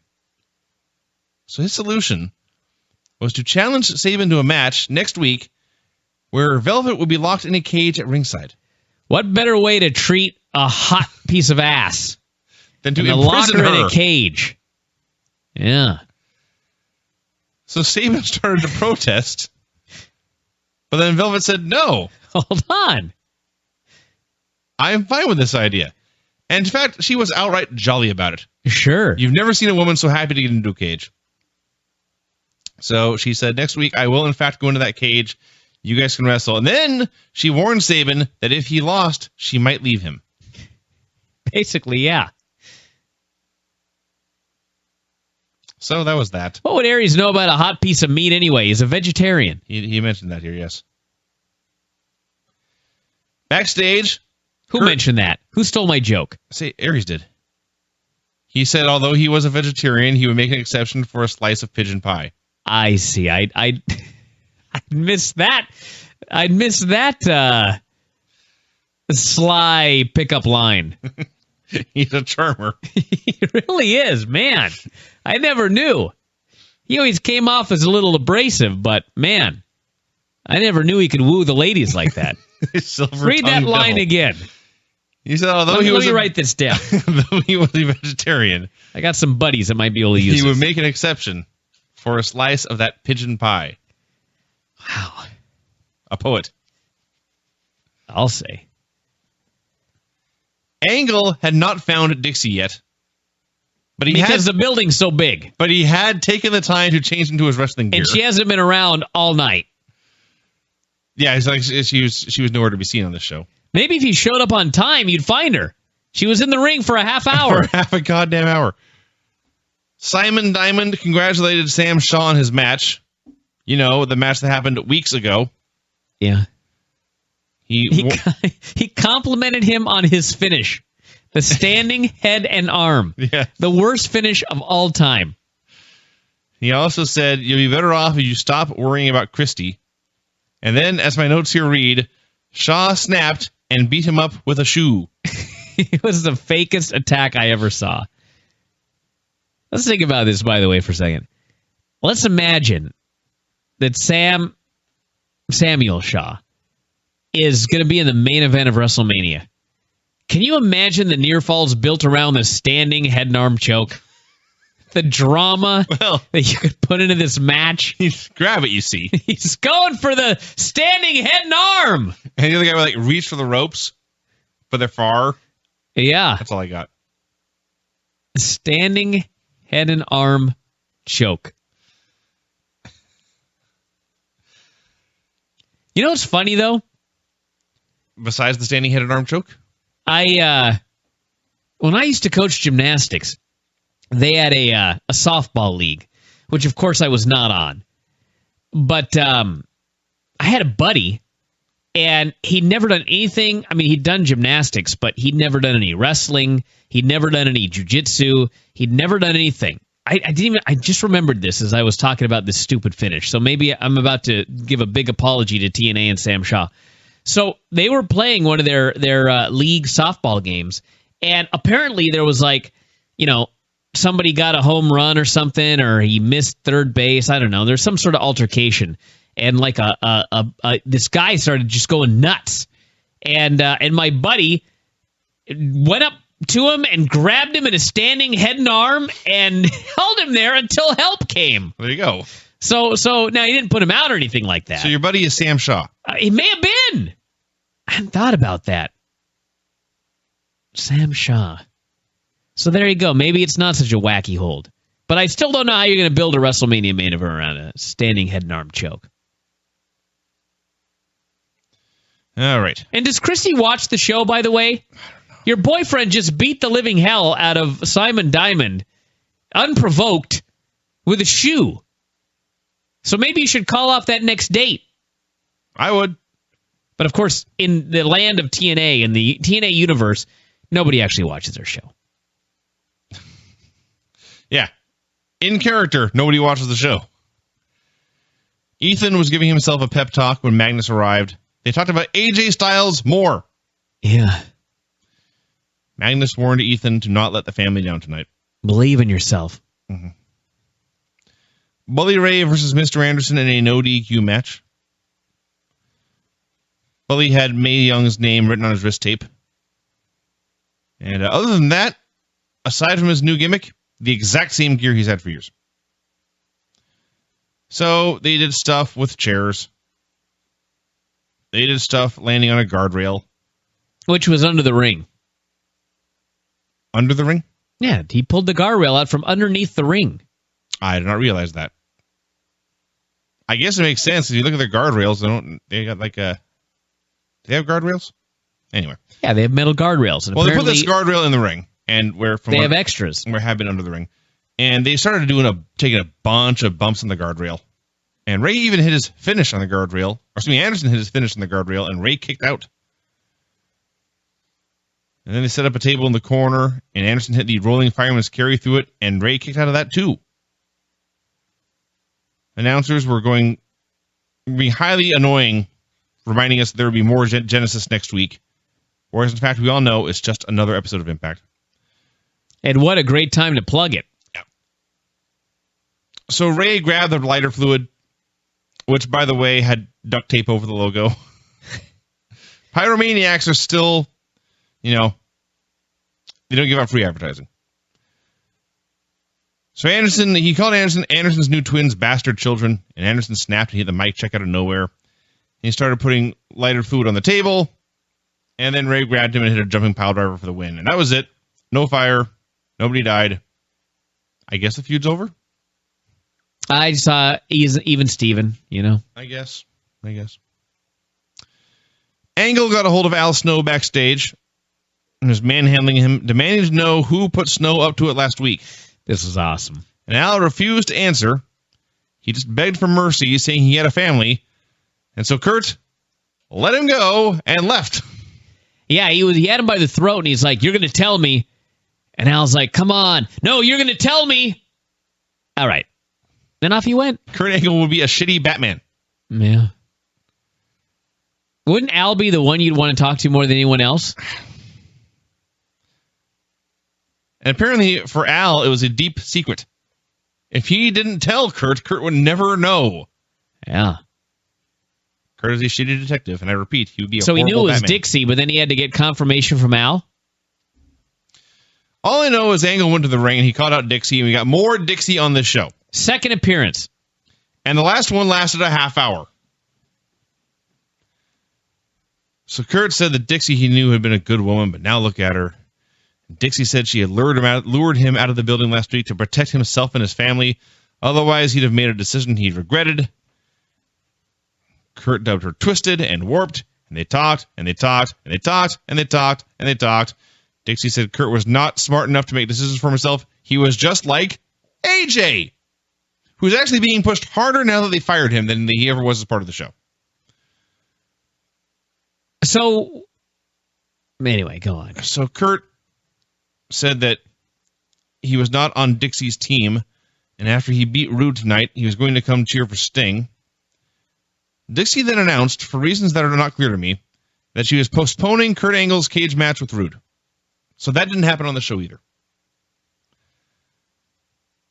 Then she said she wanted to stop Kurt from interfering in the title match. If you wanted someone to not interfere, I would think having them do a cage match right before that match would be a good thing. To get them all beat up and unable to help. Maybe it's just me. So Kurt, realizing what a sinking ship this place is, says, you want to fire me? Go ahead and fire me. Oh, yeah. But he was going to interfere and do the right thing. So security came out, and Rude ran down. He attacked Kurt from behind. He hit him with the FU. And after all these weeks, all this time, they finally thought of a name. A name for the AA. Yep. Death Valley Driver, Attitude Adjustment, FU. It's been known by many names over the years. Actually, since it's the AA in WWE, why not call it the RR? The Robert Roode? Yeah. I don't know. That would have been better. Because what these geniuses thought of, given weeks and weeks and weeks to think of a new name, they've dubbed it the Rude Bomb. The Rude Bomb. Yep. Borash interviewed Madison Rayne backstage. Let's think of a better name than the Rude Bomb. You got 30 seconds, Vinny. Right. You can do it. His name is Robert Roode. Rude behavior. Bam. Is that done? All right. I don't know if that was approval or not. It's better than the Rude Bomb. It's better than the Rude Bomb. What the hell? Called the Rude Awakening. Sure. So Borash interviewed Madison Rayne backstage. Very quickly, Lady Tapa and Gail interrupted and attacked her. And as Gail was throwing these kicks, I mentioned Batman earlier. Gail was giving dialogue here, or reciting dialogue like a bad Batman villain, saying things like, you should be afraid of me. You don't stand a chance. All that was missing was the evil cackle at the end. That would have made it much better, actually. Okay, if anybody on Twitter can help me out right now, because I know Vinny can't. Is it just me, or when they did that marathon set of tapings, where they taped like 1,000 shows, did they not tape an angle where Lady Tapa turned on Gail Kim? I could have sworn I read that. I have no idea. They must have changed their mind, or I mean, am I missing something here? Did that actually happen, or am I imagining things? If anybody knows, let me know. Dixie told Earl Hebner he would not be reffing the main event. Gail Kim versus Madison Rayne. We got a Dixie eye roll, by the way. If you want a drinking game, the exasperated Dixie eye roll every time. So, Gail picked up Madison Rayne and tried a body slam, but then she fell backwards because Madison Rayne was too heavy. All right, I've been alerted that, in fact, that never happened. So apparently I'm completely out of my mind. Gail was not strong enough to body slam Madison Rayne. Oh, yeah. That was ridiculous. So, Tapa got caught choking, and she was ejected. And Gail hooked a ring post figure 4, and it was clear this match was going nowhere. And you left the room, and I was probably Facebooking or something, and suddenly the bell rang. The match had just started. It was not long. And I walked away, and I came back, and it was over. And so I typed, as my notes here read, and then Madison hit a XXX out of nowhere to win the match and the title. 3 kisses? Well, my thought was, I don't know. My thought was, when they show the replay, I will go back and replace these X's with the name of the move. Yes. But we did not get a replay. We got no explanation for what the finish was of this World Championship changing hands. No. What we got was a graphic for the Sting EC3 match. At this point, it seemed like it was time to really rush some stuff.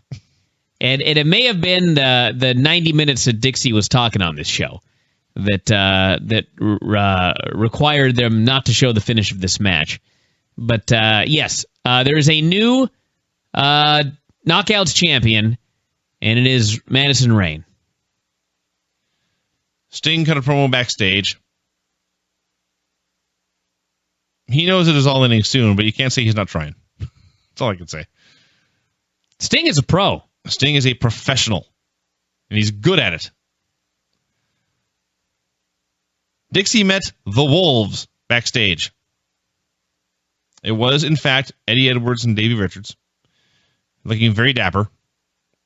She identified them as the Wolves, never gave their names, and then she took these two guys who have been teased on Twitter and then brought in, theoretically brought in to be stars, and then said, congratulations on getting a tryout match next week. I realize she is a heel in charge, but still. The message you were left with here is that Dixie, the incompetent professional in charge, has brought in geeks. So, they said, it's not a tryout match, we have full-time contracts. Here they are. They presented these contracts, and Dixie, the owner of the company, was stunned to learn that there was a new investor. Yes. Who is the new investor? When you invest in a company, that means you've purchased a percentage of it, right? Well, yes. So if you buy a large enough share of a company to where you can hire and fire employees, shouldn't the person who owns the company know this? Well, maybe it's Janice. Maybe Janice was like, all right. Oh, Janice Carter. Yeah. No idea. Not the board. Or the Muppet. I don't know. The Muppet? There's a Muppet named Janice. Who is the new investor that somehow has been... Here is the honest to God truth. I don't care. It's been hired behind Dixie's back. That aired on TV more than an hour ago, and when you asked that question, it was the first time it occurred to me to wonder who the new investor might be. Maybe it's Robert Roode. He's rich. Yeah, that's why I said it, you idiot. I'm agreeing with you. Who else could it be? AJ? Friends of AJ? That would be Maybe awesome. AJ's buddies got together and they bought into the company. That's the best idea you've ever had. Actually, AJ is gone, but the friends of AJ are still around. Well, yeah, because it would stand to reason that the friends of AJ would be fans of the American Wolves. Sure. So if we want to find out who the investor is, we know that this person must like the American Wolves, which, based on conversations with ROH, it's a short list. limits the... actually, I never heard anyone say anything bad about Eddie Edwards. That's right. Eddie Edwards is quite beloved, actually. Davey, I did hear there were people in ROH who were not big fans. But who could the investor be? I'm going to be thinking about this for weeks. I'm not. Come on, Vinny. I'm moving on. That's what wrestling is all about, is trying to figure out the stories.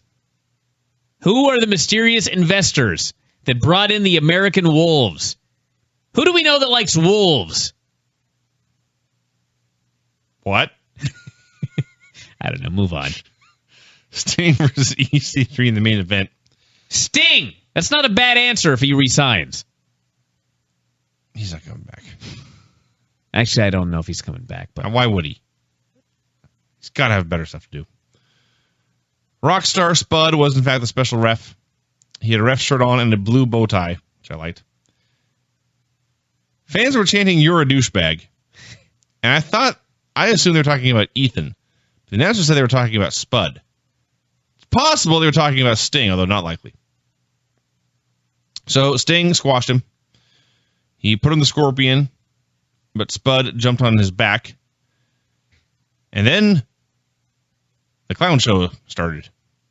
As Sting was spinning in a circle, and every time Ethan got to his feet, Spud's feet would hit him, and Ethan would fall down. Right out of Keystone Cops. That happened a few times. And Sting hit a Scorpion death drop, but Spud refused to count. So Sting was grabbing Spud by the wrist while laying on top of Ethan and forcing Spud's hand to count, and it was an epic struggle every time this hand went up and went down. Because Spud was nearly unconscious from being spun. And he's apparently too strong for Sting to manhandle. So, yes, this was a very, very, very, very bad cartoon. Finally, Magnus ran down. He yanked Spud out of the ring. He tore off his shirt, revealing another ref shirt underneath. And then Ethan schoolboyed Sting, and Magnus dove in the ring to fast count him. Hey, gotta give him credit. He was the first heel ref. He just counted 3, no matter what. Not ever, but the first one in many years who actually acted like a heel ref. Great. So Sting suddenly then decided that he no longer cared about Ethan. So it's not about Ethan or Dixie or Spud. It's about him and Magnus. Well, it was. He called Magnus a disgrace to the business, challenged him to a title match, then said, quote, "A man is a champion. A champion is a man, and boys wear belts." I don't know where that part came from. I don't know where any of that came from. It's doing fine up until the boys wore belts. So Magnus mentioned that, oh, by the way, there's a commercial in somewhere in here too. So Magnus mentioned that Sting's contract was coming up, and he challenged him to a title versus career match, where if Sting won, and wasn't he supposed to not ever challenge for the world title again? Well, yeah, they had a negotiation here. That's it? Yeah! He can never challenge for the world title again unless he can? It's the champion giving him a shot. That's stupid.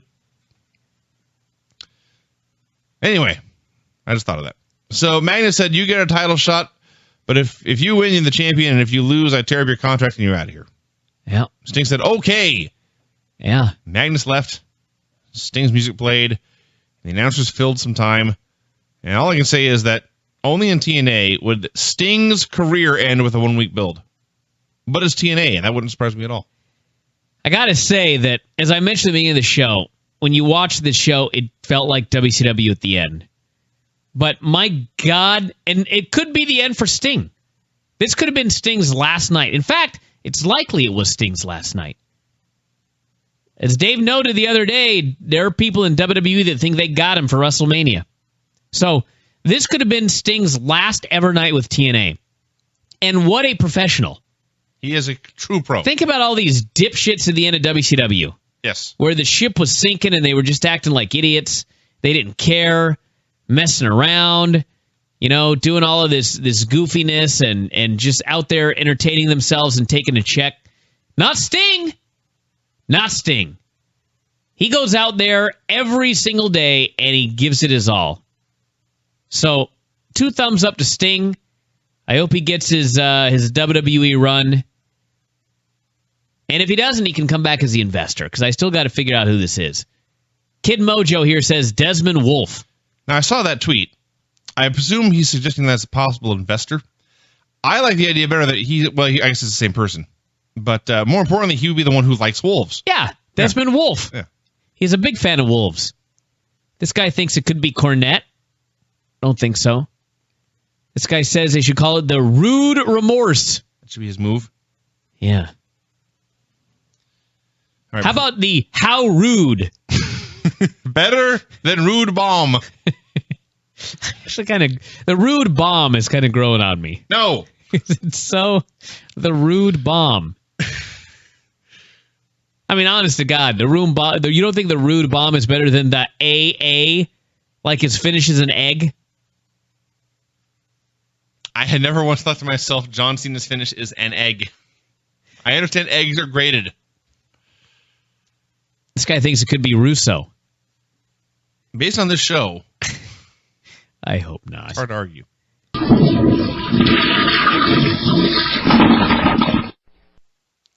It opened with a backstage skit that lasted, 45, 50 minutes. It was Magnus, Dixie, and Spud meeting with, and I quote, a high-powered lawyer. He explained to them that an unknown investor had secretly been buying shares of the company. Shares. In an attempt to enact a hostile takeover. So the investor is admitting it's a hostile takeover. There's more. They made it clear this was not just good business. Indeed. This is not good business in any way. If any of you out there happen to have been blessed with financial fortune, I implore you, do not invest in TNA. This is a bad decision. Actually, you should be investing in WWE stock. It's sky high right now. There you go. Well, you should have done it weeks ago then. But point being, nothing good can happen if you give money to Impact Wrestling. Don't do it. Regardless, this secret investor was not just interested in good business. They also wanted decision-making power over the wrestling side of things, which is Dixie's job.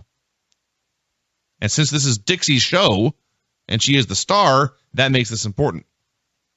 She owns the company, right? That's what we're told. She's the owner. Mm-hmm. And someone snuck in and bought a majority share of the company? Or at least 50%. No, it has to be a majority because they're making booking decisions. But she's overriding them as well. No. Kinda. She added a stipulation. I don't know. None of it makes sense. None of it interests me. And let me tell you guys about this attorney. This high-powered attorney.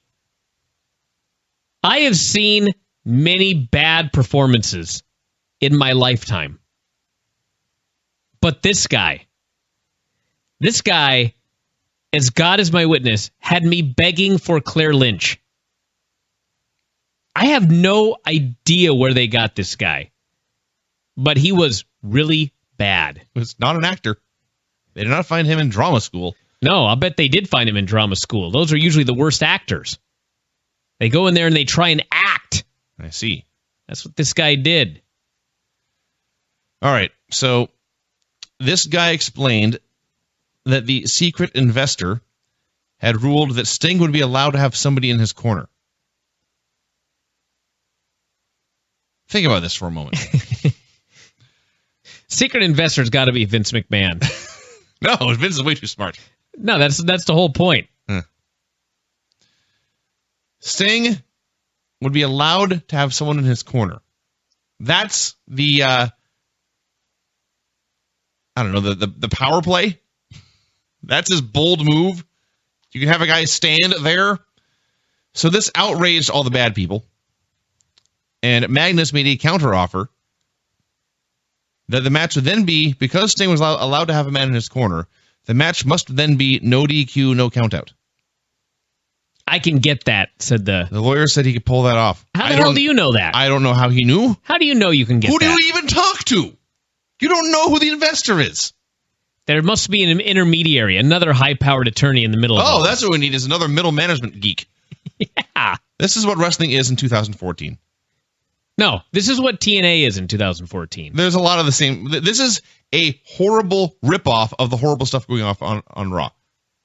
What on Raw has been as bad as this segment here? This was the worst segment of 2014. Nothing, but it was similar to a lot of the stuff with Kane and Brad and Vicky overruling each other and just making random rules, and you never know who's in charge. This is a bad, horrible, awful, unforgivable ripoff of that. So, to make it worse... We got a Dixie eye roll, by the way, for those of you standing by. Beyond the content and performances being bad, it also went forever. They talked, and they talked, and they talked, and they had a 2-camera setup like it was a sitcom or something, and they talked, and it's all backstage, 4 people, no audience, incredibly dull, and finally, Magnus walks away, and the lawyer turns, and he walks away. My God, this is terrible, my notes read. I mean, embarrassing. It was bad. All right. That was only 5 minutes into a 2-hour show. Yep. Then it was time for more Magnus. Came down to the ring with Spud and EC3. The World Heavyweight Champion was wearing a gray jacket with a plaid shirt and a red tie. Spud was wearing seafoam green, and he looked amazing. The last good thing about TNA is Rockstar Spud. So Magnus accused Sting of politicking his way into getting the mystery investor to sneak a man into his corner. He questioned Sting's manhood, and again I ask, why is it a cowardly move or a dirty move to have someone in your corner? I don't get it. And because Magnus is a heel is not a good answer to that question. So Sting came out. Magnus accused Sting of buying off the investor. He bought off the guy who bought half of TNA. Yes. It's a lot of money. I guess so. And what did he get out of the deal? A guy in his corner. Yeah. So he said he had nothing to do with it. Sting did. He was just told, still no idea who told him, that he could pick any man to be in his corner. About 8 people started chanting Goldberg's name, and I howled with laughter. As if Bill Goldberg would be on the show. Why is Goldberg so popular nowadays? They're chanting for him in TNA. They're chanting for him in NXT. Absence makes the heart grow fonder. So Magnus then said the bottom line is that Sting had to beat him, and he couldn't do it. And he reminded everyone the last time they had fought, he had made Sting tap out clean. Sting said, yes, you did. Then I got back on my feet. I got my head in the game. I studied the tape. I know what you did, and you won't do it again. He said Magnus had traded honor for greed. The crowd had chanted paper champion. Yeah.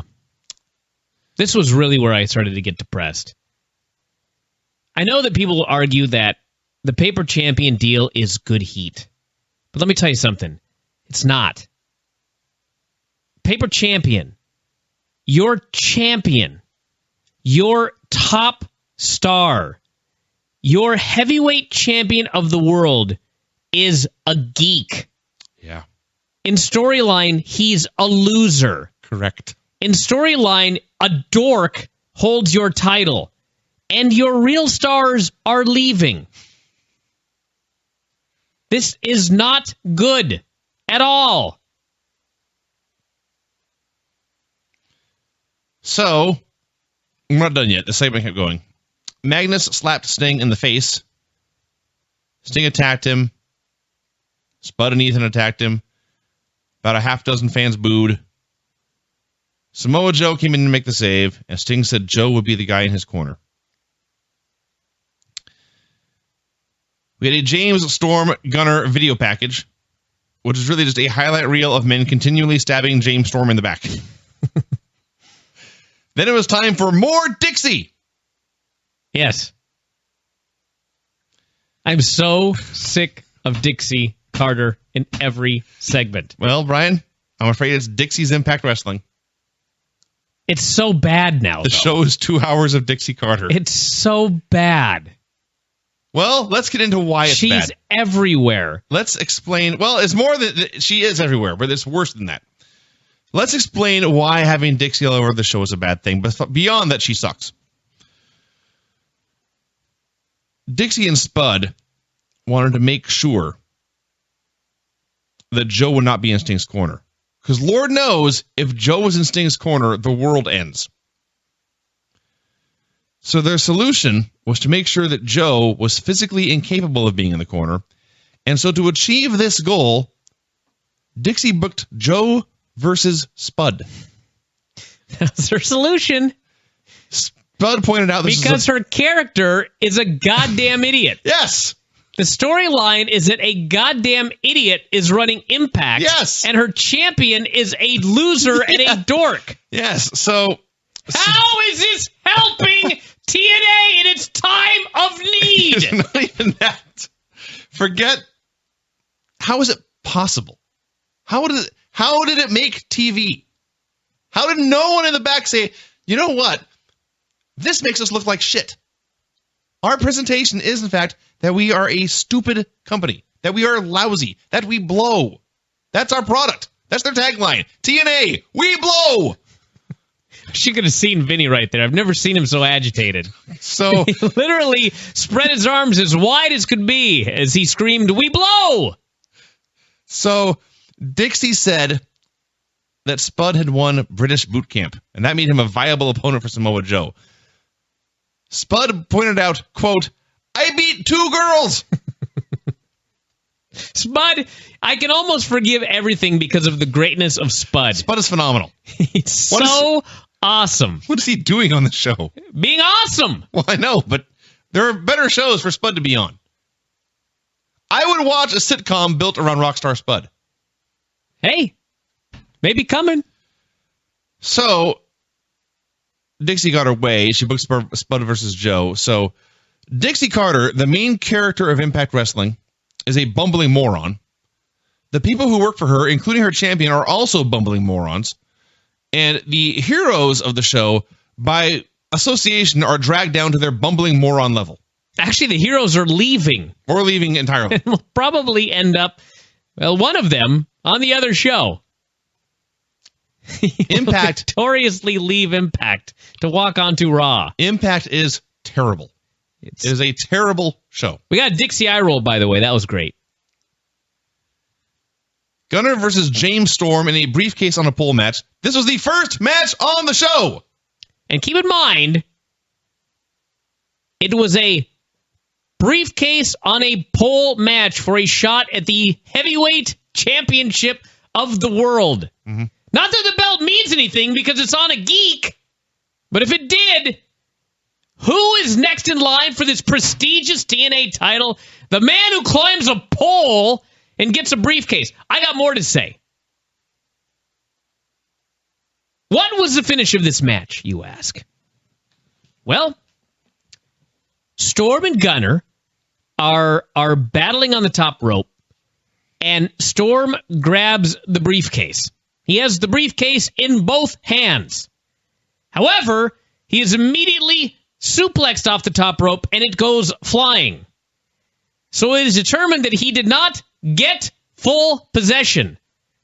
Apparently, you must hold it in your hands for 2 seconds or 5. I do not know what full possession means, but he didn't have it. Even though he had the briefcase, he did not have full possession. So the briefcase goes flying. And Gunner comes to, Storm comes to, the briefcase is right there. No one has full possession, like some football term.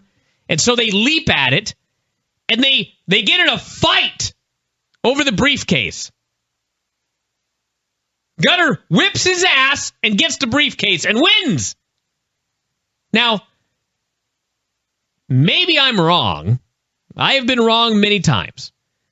But when I watched this finish, my thought was, the idea here was to protect Storm. Storm had the match won, but for whatever reason, it slipped out of his grasp, and Gunner got it.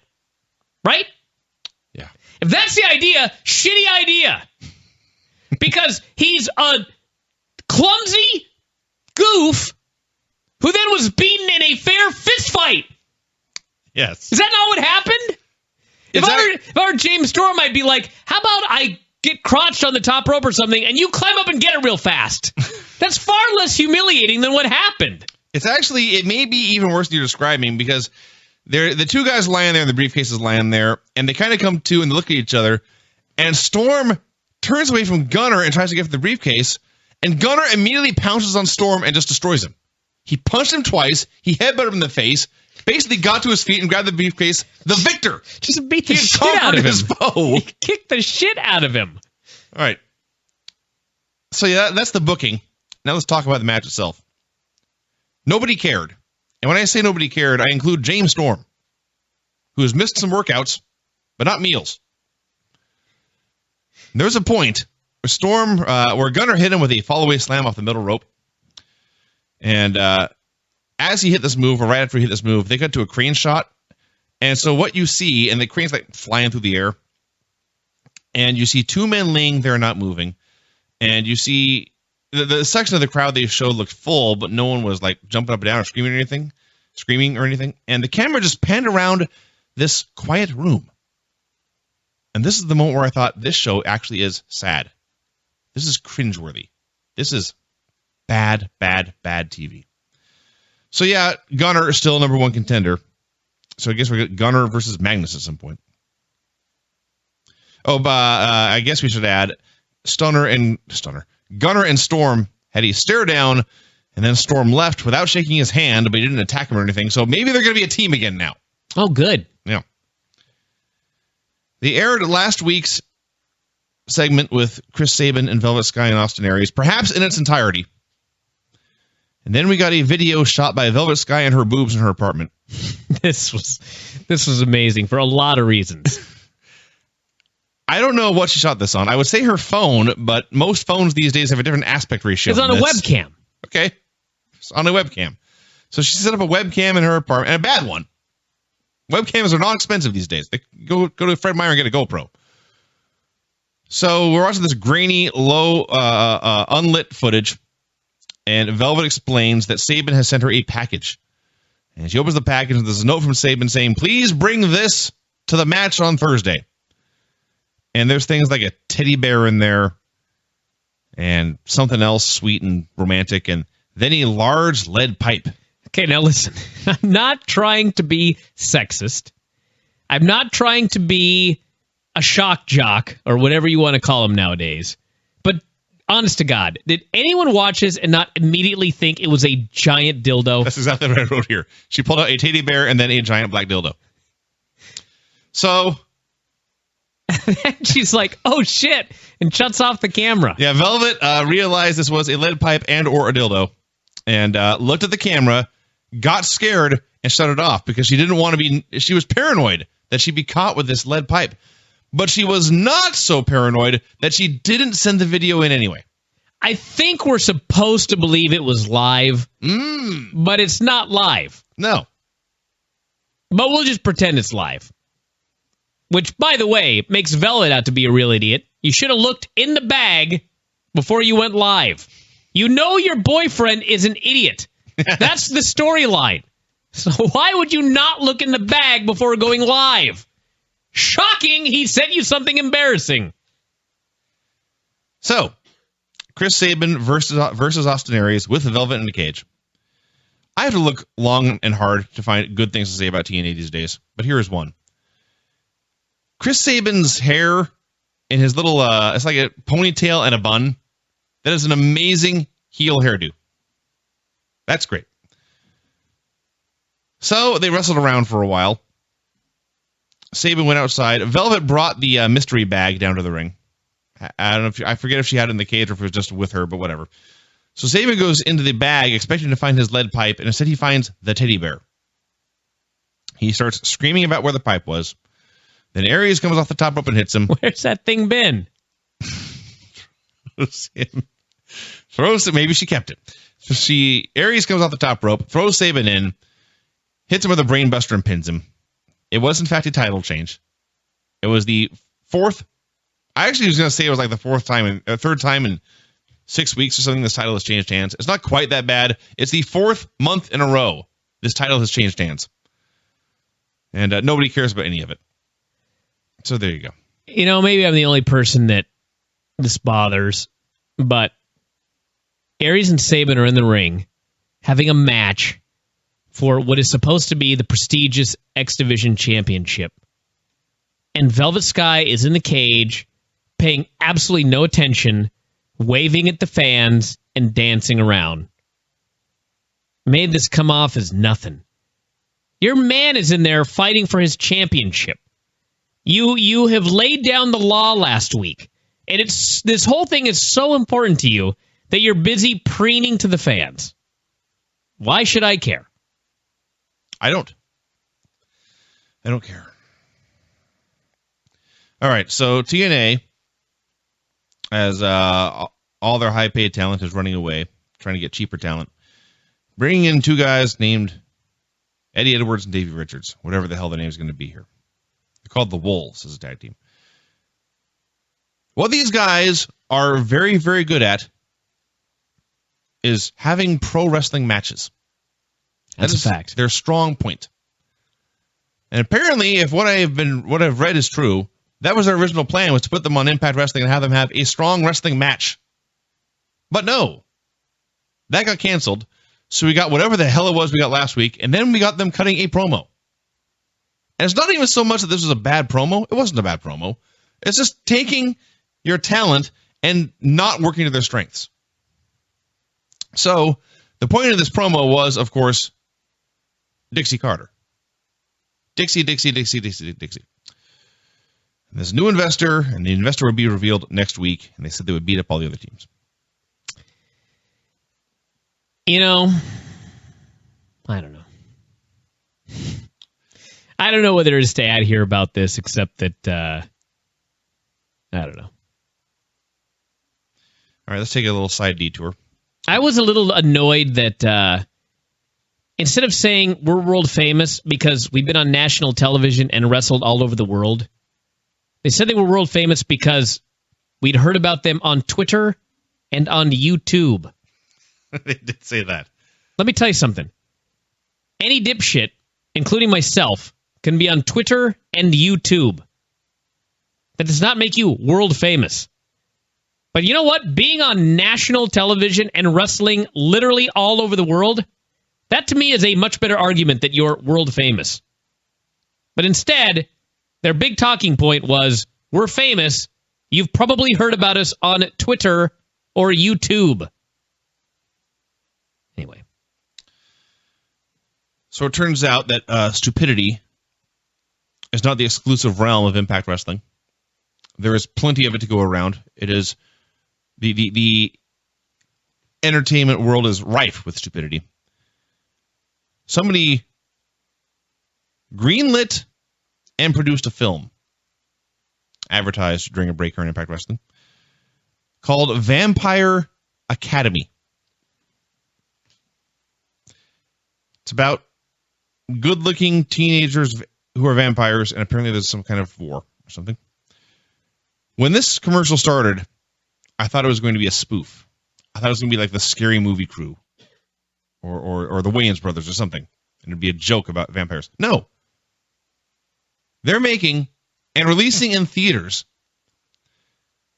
another movie about good-looking teenage vampires. And all I can tell you about this commercial is that the narrator told us, and he was completely serious, that these vampires are out for blood. Yeah.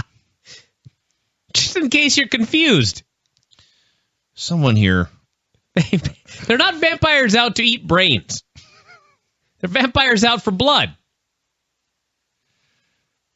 I'd watch this Impact 100 times before I would ever even go to the theater that played this film. We should burn the theater down that's playing Vampire Academy. Someone here on Twitter asked why I was so angry about the whole granny question thing. Because I had to watch this show and these commercials. That's why I am angry. Kurt Angle versus Bobby Roode in a steel cage match. No entrance for either guy because they are just a couple of geeks. I think they got entrances. I may have fast-forwarded through them. I see. That's my fault. If so, they were short. Well, regardless, they had a cage match. Well, I think the reason you're confused is because Impact's doing this weird thing. They do entrances and then a commercial? They do entrance. No, they do entrance, then commercial, then like a backstage segment. Yes. Then back to the ring. Yeah, that does happen. Yeah, by the time you see them in the ring, you forgot they had an entrance because it was an hour ago. Yeah. So, speaking of stupid people, let's talk about Kurt Angle. Kurt missed a moonsault off the top of the cage, everybody. That's the big point.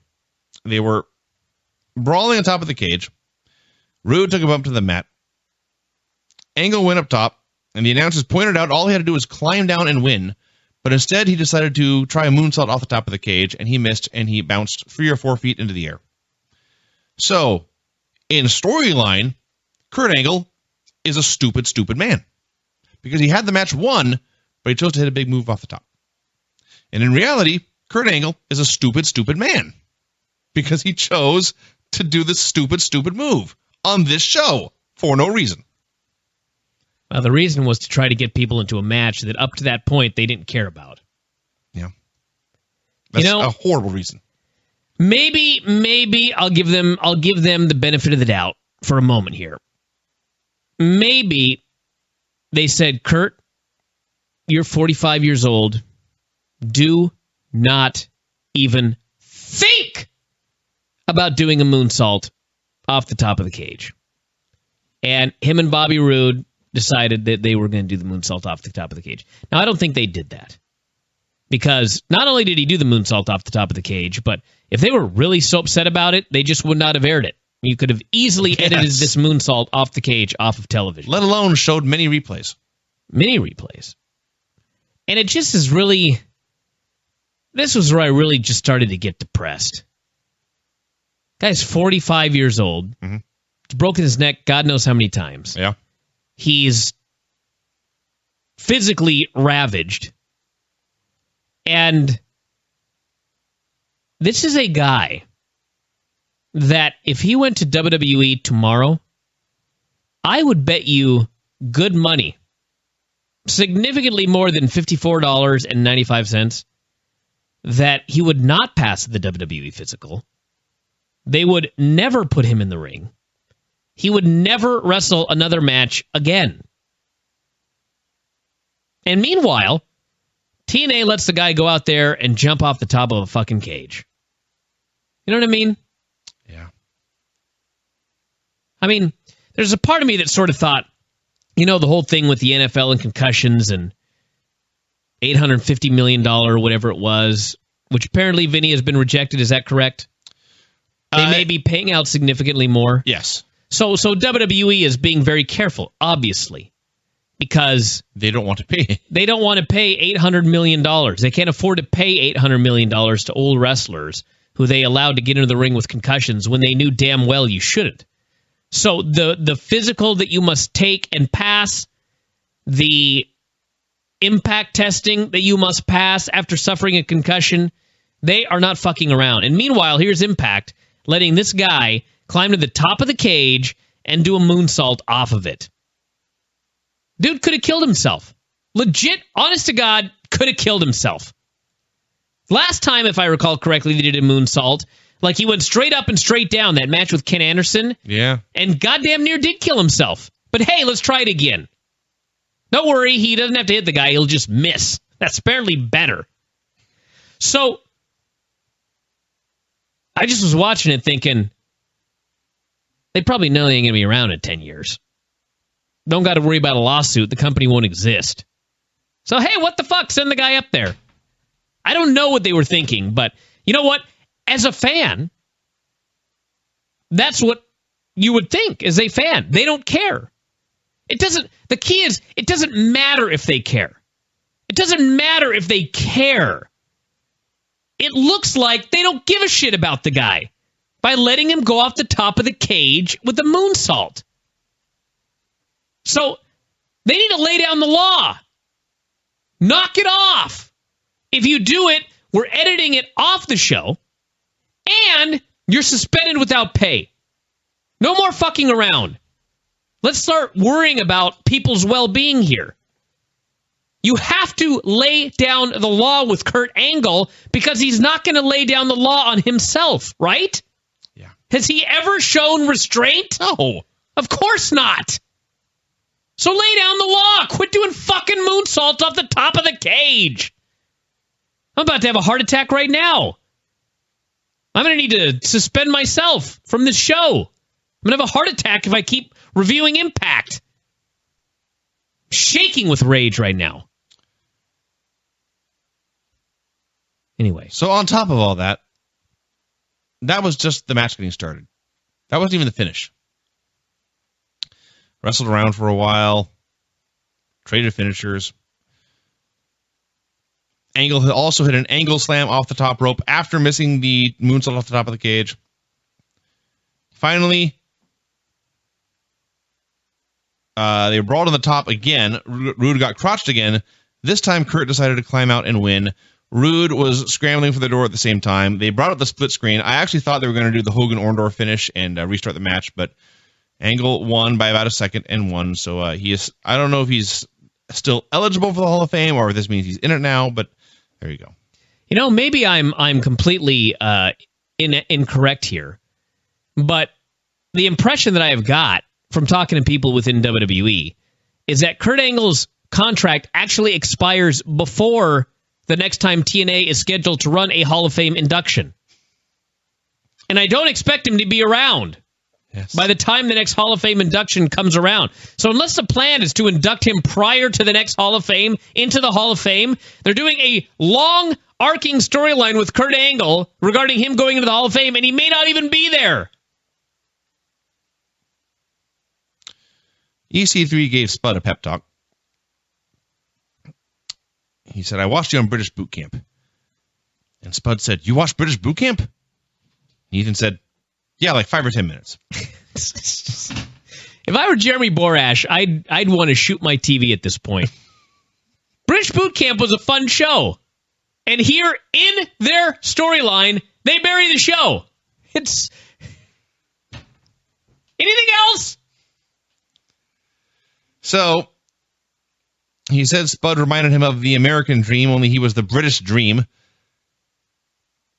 Turned into a hell of a pep talk, actually. He convinced Spud he was fierce like a lion. This was the best thing Ethan's done. Broman's got a promo in the ring. I was really fixing to hate that segment, but I loved it. Ethan was great. They were both great. Well, yes. Spud's always great. But I meant it when I said this is the best thing Ethan's ever done. Broman's got a promo in the ring. They tried to get hashtag YoBro trending and talked about how great they were for a while. And I love the Bromans, as we all know. But I will agree with Taz when he dubbed this, quote, a bad, annoying promo. That's what he said. He was right. I don't know. And I love these men. So Eric Young ran down for a brawl. There was one of them and three of him, and he got beat up. By the way, since we have international listeners, I have to have this question answered right now. At least twice on this show, they claimed that next week's show is live from Scotland. And I listened carefully, and they said live from Scotland. That's a 2 a.m. start time in Scotland, right? It can't possibly be live. Somebody please clear this up for me. I hadn't thought about that. So Eric Young ran out. There was one of them and three of him, and they beat him up. And out came the Monster Abyss. No Joe Park, no lawyering, just big scary monster with his big scary music. He hit the bad guys with all his finishers, and he grabbed Eric by the neck, and Eric said, no! And the fans were chanting, no! Just like Daniel Bryan. And then Abyss let Eric go, and they played his music, and that was that. Joe cut a backstage promo saying his knee was fine. He had watched Magnus go from his partner to a scumbag. Said he had seen this many times in his career. He had had knives stabbed in his back, and he had held the knives in his hands. I don't know if you meant this, but at one point in TNA, Joe actually literally had a knife in his hands. That's right. Remember, he's running around with a big giant sword. He's trying to dagger people. Yes. So I can't say this show was a low point for TNA. They've had a lot of low points. So he said he was going to beat Spud up.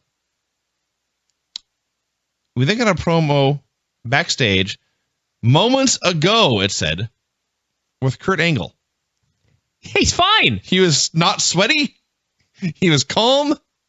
He was completely recovered in 5 minutes from the brutal violence of the cage match. Well, to be fair, he did run out at the end of the show, literally none the worse for wear. Yep. Physically, seemingly. Yeah. Even after the match, he was like high-fiving fans, just walking around. So why the hell did you do moonsault off the top of the cage then? I don't know. You're not going to sell it. So Kurt explained. You know, I was going to read my notes here. Losing Sting would be losing the cornerstone of the company. He said this, and they aired it on television. Keep in mind, it appears they're going to lose Sting. They're about to lose the cornerstone of their company. He said Joe was not enough, and Sting was making a mistake. Angle had no faith in either Sting or Joe. He looked into the camera and said everyone in the company loves Sting, and if we lose you, and then he couldn't even finish his thought. Finally, he said that he hopes Sting won tonight, and if not, goodbye. That was his conclusion. Goodbye. I'm so tired. Samoa Joe versus Spud. Thank God for Spud. The best thing, the only good thing in TNA these days. He was wrestling bare-chested, but still wearing fingerless gloves and a bow tie. They had a comedy match for a while. Spud hit a couple of drop kicks to the bad knee, and then Joe hit the muscle buster and the rear naked choke for the win. Then he cut a promo about what a bad guy he was. A badass he was, I should say.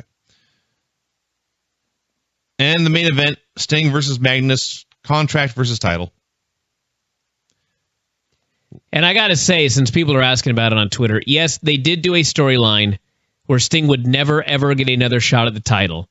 But believe it or not, I am actually giving them the benefit of the doubt here because it was explained that Dixie absolutely did not want to give this man a shot at the title, but the champion insisted that this be a title versus contract match. So, believe it or not, I am fine with this.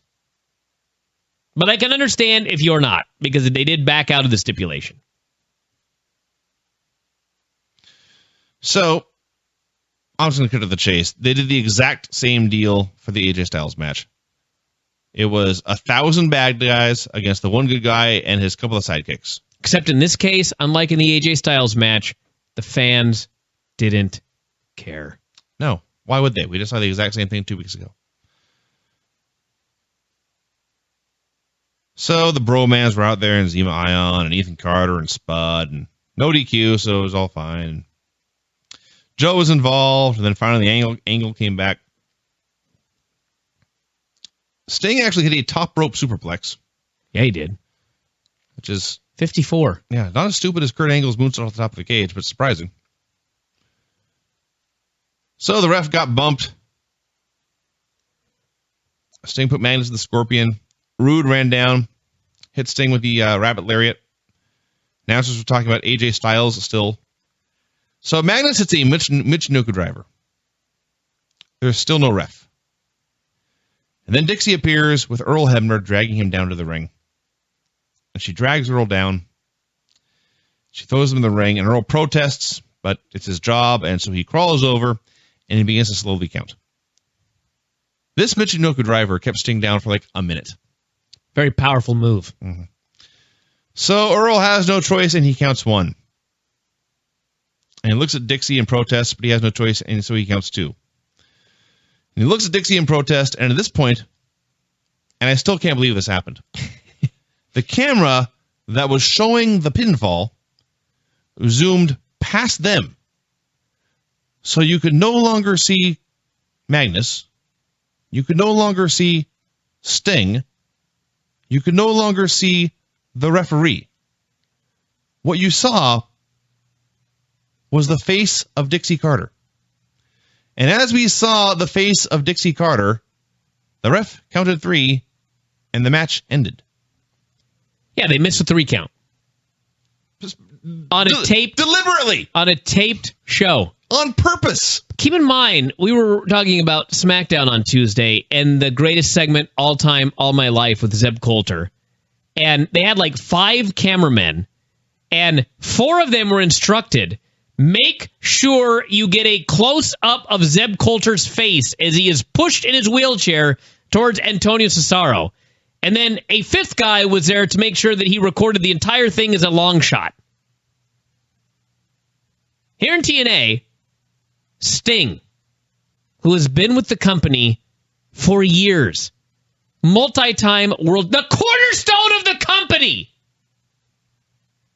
his apparent final match ever with the company, and they missed the pinfall because they had to zoom in on Dixie Carter here on this taped show. That about says it all. That about says it all. Yeah. So they tore up Sting's contract, and they posed over him. Sting's gone. Good for him. If he's going to WWE, that's great. If he's just going home, that's much better. This show gets worse every week. It's amazing. It's really gone off the rails. There's a couple of tweets from the talent involved with the show. Oh, really? After the main event, Austin Healy Aries. Real nice. What a bunch of clowns, and I don't mean the man with the face paint. That's what he said? Yeah. And I actually can't find this now, but I believe that Chris Sabin, after losing his woman and his championship, there it is, yes. Lost his woman, lost his belt. He responded by tweeting out an emoticon of a sad face.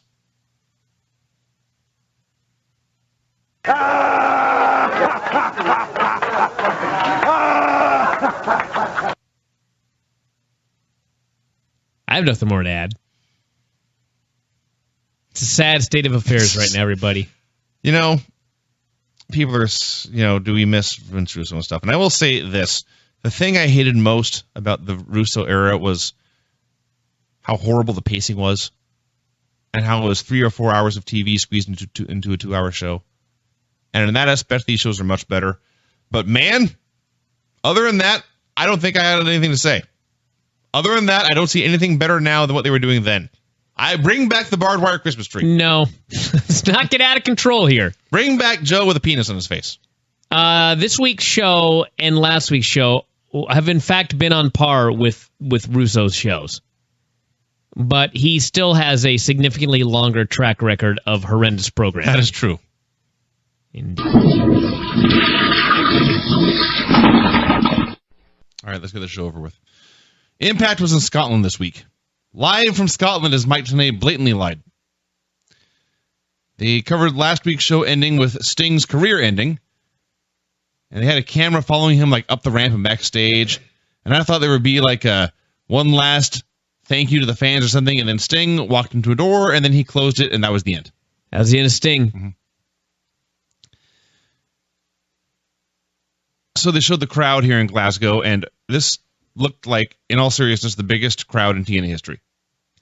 I was up there, but they've had a couple of pay-per-views that legit had about 5,000 people there, but it looked great. It looked great. People were into everything, and most notably, as we get into this, they were into TNA stars. That's right. This was not like, I assumed when I saw all these people that they went because they saw wrestling in the marquee, and they were expecting Daniel Bryan to show up, or perhaps even Stone Cold Steve Austin. No. These fans were there to see TNA. TNA is a much bigger deal internationally. I don't know why. I don't either. Maybe European comedy. I'm not sure. Absurdist humor.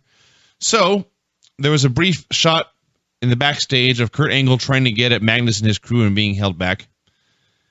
And then Magnus, Spud, and EC3 came out for a promo. Passionate boos for Magnus and Spud, the Englishman.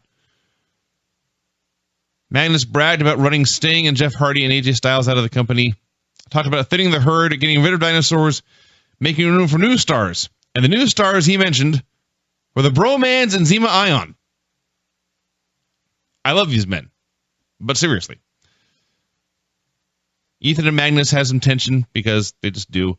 Samoa Joe and Angle came out, cleared the ring. Tons and tons of chants for Joe. This is the point where it hit me. Even TNA fans would usually be chanting for Kurt first, but WWE fans certainly would, but they were chanting for Joe. Yeah. Angle called Magnus a paper champion. The crowd chanted that for a while. This paper champion thing's got to end. It's not a good chant. No. It makes your company look dumb. For having a paper champion, too. Well, they are dumb. That is the gimmick. They're a dumb company. The idea should be that, like, there's all these wrestling companies around the world, but your champion is the best. Like, no one would, in their right mind in 2014, ever do this. But back in the day, there were these arguments like, if you had a Hulk Hogan and Ric Flair match, who would win? You know, who would win, the NWA champion or the WWF champion? After you started to figure stuff out, you wouldn't ask these questions, but these were questions back in the day. And you would never ask a question. It's ridiculous to think that anybody would ask those questions in 2014. But I think that in the fake world of pro wrestling, if I ran a wrestling company, I would want to pretend that my champion was the best champion in the whole world. Who's the champion in WWE? Randy Orton? Mm-hmm. I don't think people are going to believe that Magnus is better than Randy Orton. But you don't have to make it like Magnus is a geek on the B show and he happens to be your champion. Right? That's what I think. I agree 100%. So Joe challenged Magnus to a tag team match. And Magnus said, okay, but you two put your careers on the line. And Joe said, okay, but if we beat you, we're the top contender. And Magnus said, okay. And then Dixie came out. There are a few things I liked about the show, but I'm not ashamed to say I liked Dixie in her purple dress. So she said this match was not happening. She bickered with Magnus and talked about the mystery investor, said she could not risk Magnus losing the title. Then Magnus overruled her and accepted the challenge. And on the one hand, the giant, passionate crowd made this a billion times as better than usual. On the other hand, I wrote 330 words about this segment. Yeah. It went forever, and it sucked. I have some positives and negatives to say about this. The The positives are the crowd was great, as noted. The positives were that the fans were super into the baby faces. The negative was Dixie trying to ixnay the match and virtually weeping about how she could not take the chance of Magnus losing the belt. Why? Who knows? Who cares if Magnus loses the belt? What does it matter? I mean, it was one thing when there was concern that he was going to lose the match to AJ, who was leaving. Right. But Joe is a contracted TNA performer, as is Kurt Angle. And as far as I know, none of them are about to leave. So what's the big deal with having her champion defend his belt? Is she just going to have a guy that has a belt, and he never gets to defend the belt ever because she's always afraid he'll lose? What is her idea as a promoter? Because it doesn't sound like a very good idea, whatever it is. Now, the good news is, although he is called a paper champion, and I guess the storyline is that he's a geek, Magnus, at least when he goes out there, the storyline is that Magnus is a fighting champion. Because AJ demanded a title shot, and Dixie said no, and Magnus said, fuck off, I'm defending the title. Sting demanded a shot. Dixie said no. Magnus said, fuck off, I'm defending the title. And then here, the babyfaces demand a match. Magnus says yes. Dixie refuses, and Magnus says, fuck off, I'm defending my title. So, I actually do like that he is a fighting champion. I just wish if he's a fighting champion, they'd quit calling him a paper champion. That's my thoughts. The Wolves in suits let us know that all the questions will be answered tonight. These suits were wacky on the Wolves. All black. Black shirt, black tie, black jacket. I don't know what I picture them wearing, but the suits were weird. Velvet Sky and Madison Rayne versus Gail Kim and Lady Tapa. There was no entrance for the heel team, and then the match went 2 minutes. And Velvet pinned Gail with a sitting pedigree, dropping Gail right on her face. And thank God they got the match out of the way because it was time for more talking. Chris Sabin came out. He called Madison a tramp and told her to leave, and she did. I guess she's a tramp. She didn't protest. Sabin said Velvet had been avoiding all communication with him for a week and also cost him a championship. Hold on a second. Is this really how human beings communicate in 2014? He said, I tried to tweet you. I tried to contact you on social media. Mm-hmm. I'm like, she's your fucking girlfriend. Call her. And furthermore, do you guys live together? What? Where do you each live? I don't know. You haven't seen her for a week? I don't know. Point being, he offered her a chance to apologize, and instead she dumped him. Oops. Yeah. He had it coming. Joe and Angle, okay, here's what I wrote about the next segment. Joe and Angle had a meeting backstage, then they stormed into Bobby Roode's office and apparently killed him. Now, when I wrote that, I was joking. They went into the door, they grabbed Roode, and it ended.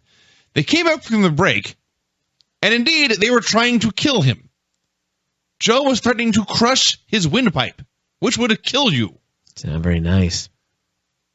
He explained that they were, in fact, going to kill Roode if he interfered in the main event tonight.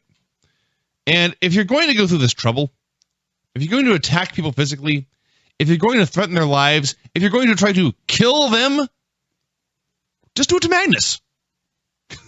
Cut out the middleman. You're too easy. So they left, and Roode laughed about Christ knows what. James Storm came out for more talking. There's a lot of talking on this show. It's a horrible show. Wow. Called out Gunner. Gunner talked about winning the briefcase and doing what was best for his family. Crowd chanted, what? Said he served in the Marine Corps. He never fought for the government, but they always fought for each other. And this inspired these Scottish fans to chant USA. I laughed. He said this is the same way he had fought alongside James Storm. I could hear a few fans begging for some wrestling, literally. Storm talking about raising his kids, and somehow this conversation turned into him saying he was proud of Gunner. He offered a handshake and said he had Gunner's back. And so after all these weeks, they are now just a team again. Well, I actually really like this segment. I like this segment because for the moment, they both came off as likable individuals for once. They have problems. They got in the ring. They talked it out. They put each other over. Good promos on both sides. And at the end, they shook hands and they hugged. And everything was right in the world. And then that led to a match, which you'll talk about in a second. They won. All's well. Which, of course, in pro wrestling means that, in fact, probably in the next week or so, Storm is going to fuck him. But for the moment, I found this to be a nice little segment. I liked it.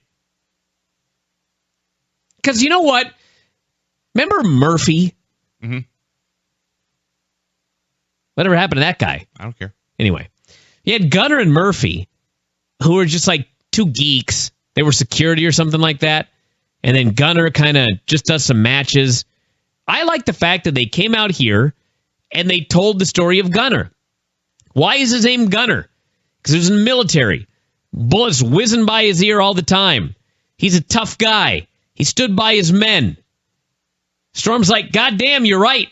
I stand by you. It's a good little promo. I give this a thumbs up. And then they had a quick match, probably because there was so much talking on the show. Yeah, Kaz and Daniels came out, challenged them to a tag match with a briefcase on the line. And then they did an 8-minute match in 4 minutes. Yep. Just nonstop action, and that's not a good thing. And Gunner hit Tully Blanchard's slingshot suplex, and then a top rope splash for the win. That was it. Yeah. Dixie ordered Spud to find out who the mystery investor was. Samoa Joe hype video to promote a man who may be fired within an hour. You left the room during this, but you missed the shot of... they had a slow-motion shot of Joe throwing kicks in the corner that served only to emphasize the way his fat was jiggling. Dixie was on the phone with her attorney. She was pissed. Rude walked in. I would be too. If a mystery investor bought shares in F4WOnline.com, which is not a public company, against my will and knowledge, I'd be on the phone with Todd so fast. So they shouted at each other for a while. Rude said she had a week to figure it out, and until she figured it out, no more favors. ODB was concerned about Eric Young teaming up with Abyss. He told her everything would be fine. She wasn't sure. Abyss walked up, told Eric he was ready. No commercials between any of these skits, by the way. Just skit. I just wrote 8 million segments. Yeah. Spud vowed to get some answers from the Wolves. At this point, I wrote, this show is amazingly horrible. Spud came to the ring, ran down the fans. They chanted Scotland. He called out the Wolves. They came out to music that was remarkably similar to the ROH theme. Mm-hmm. They are, in fact, still named Davey Richards and Eddie Edwards. Yeah. Davey, by the way, not much taller than Spud. I've been around Davey many, many times. Mm-hmm. And I'm sure shit taller than Spud. How have I never noticed how short Eddie or Davey is? Is he really? I mean, you've seen the two of us together. Yeah. Am I really that much taller than him? Has he gotten shorter? Maybe his posture's maybe he's slouching. I don't know. He looks tiny. He's just so short on this show. Maybe Spike is wearing lifts or Spud, whatever his name is. That could be it. I don't know, and Spud is really small. Yes. And he's also skinny, and Davey is not. That does make a difference. So Spud, I mentioned earlier, I had to work to find things I liked on the show. I like Spud. Spud's awesome. Spud is awesome. He tried to play bad cop with them, tried to interrogate them, saying he had seen American cop shows such as Magnum TA. So they may be the best tag team in the world, but damn it, he was Rockstar Spud. Yeah. Took credit for doing tough things like pushing Jeff Hardy off a 500-pound ladder. Finally, he hauled pushed him off a 500-pound ladder. That's what he said. What does that even mean? To defeat the purpose of the That's ladder, a heavy by the way. ladder. Just build stairs, then. So he slapped Davey across the face, and that was a mistake. What an inconvenient ladder. Hey, go grab that ladder. I can't. It's 500 pounds. I need 8 other men. It's 10 men to set this ladder up. So he slapped Davey, and they killed him with an alarm clock. And then they couldn't just let it end. Is that what it's called? I think it's called that. I've heard them say, I've read in reports they have a move called the alarm clock. I've seen them use this move. I did not know that. Where Eddie throws the guy up and Davey hits a kick. So about that. Perhaps I am wrong, but I'm pretty sure that's what it's called. Then Eddie did some talking. because Lord knows we need more words in this show. He said, everyone would learn the identity of the investor tonight, but the investor warned that anyone who interfered in the main event tag match would be fired. So the mystery investor now has the power to fire anyone he deems fit. Sounds like it. Why doesn't he just fire Dixie? You know what? The thing I really don't like about the whole deal of if anybody interferes in the main event, they're fired. Because Hunter's throwing out this line here and there as well. So why isn't that the fucking rule all the time? I don't know. You know what I mean? We do that. Yes. Why didn't MVP come in and say, new rules, everybody? If you interfere in a main event ever, you're fired. Or an opener. Instead, it will be only for storyline reasons, which to me is cheap storytelling. It is. And both companies do it. I'm not picking on TNA here. But I hate that. If you don't want people to interfere in the main event, then that's the rules. Right? Anyway. Bromans versus Eric Young and Abyss. I guess to be fair, this was a bigger match than usual because Joe and Angle's careers were on the line. Sure. Where was the investor to say, hold on a second. I'm investing in this fucking company. I need Kurt Angle. Don't know. And Samoa Joe. I don't know. So no, forget this main event fired thing. This match will not take place. In fact, the one who didn't want it to take place was Dixie. And she was not concerned about it. She could care less if Joe or Kurt left. Yeah. She was worried Magnus might lose the belt. Yeah. For no reason. So that doesn't make sense. No. It's stupid.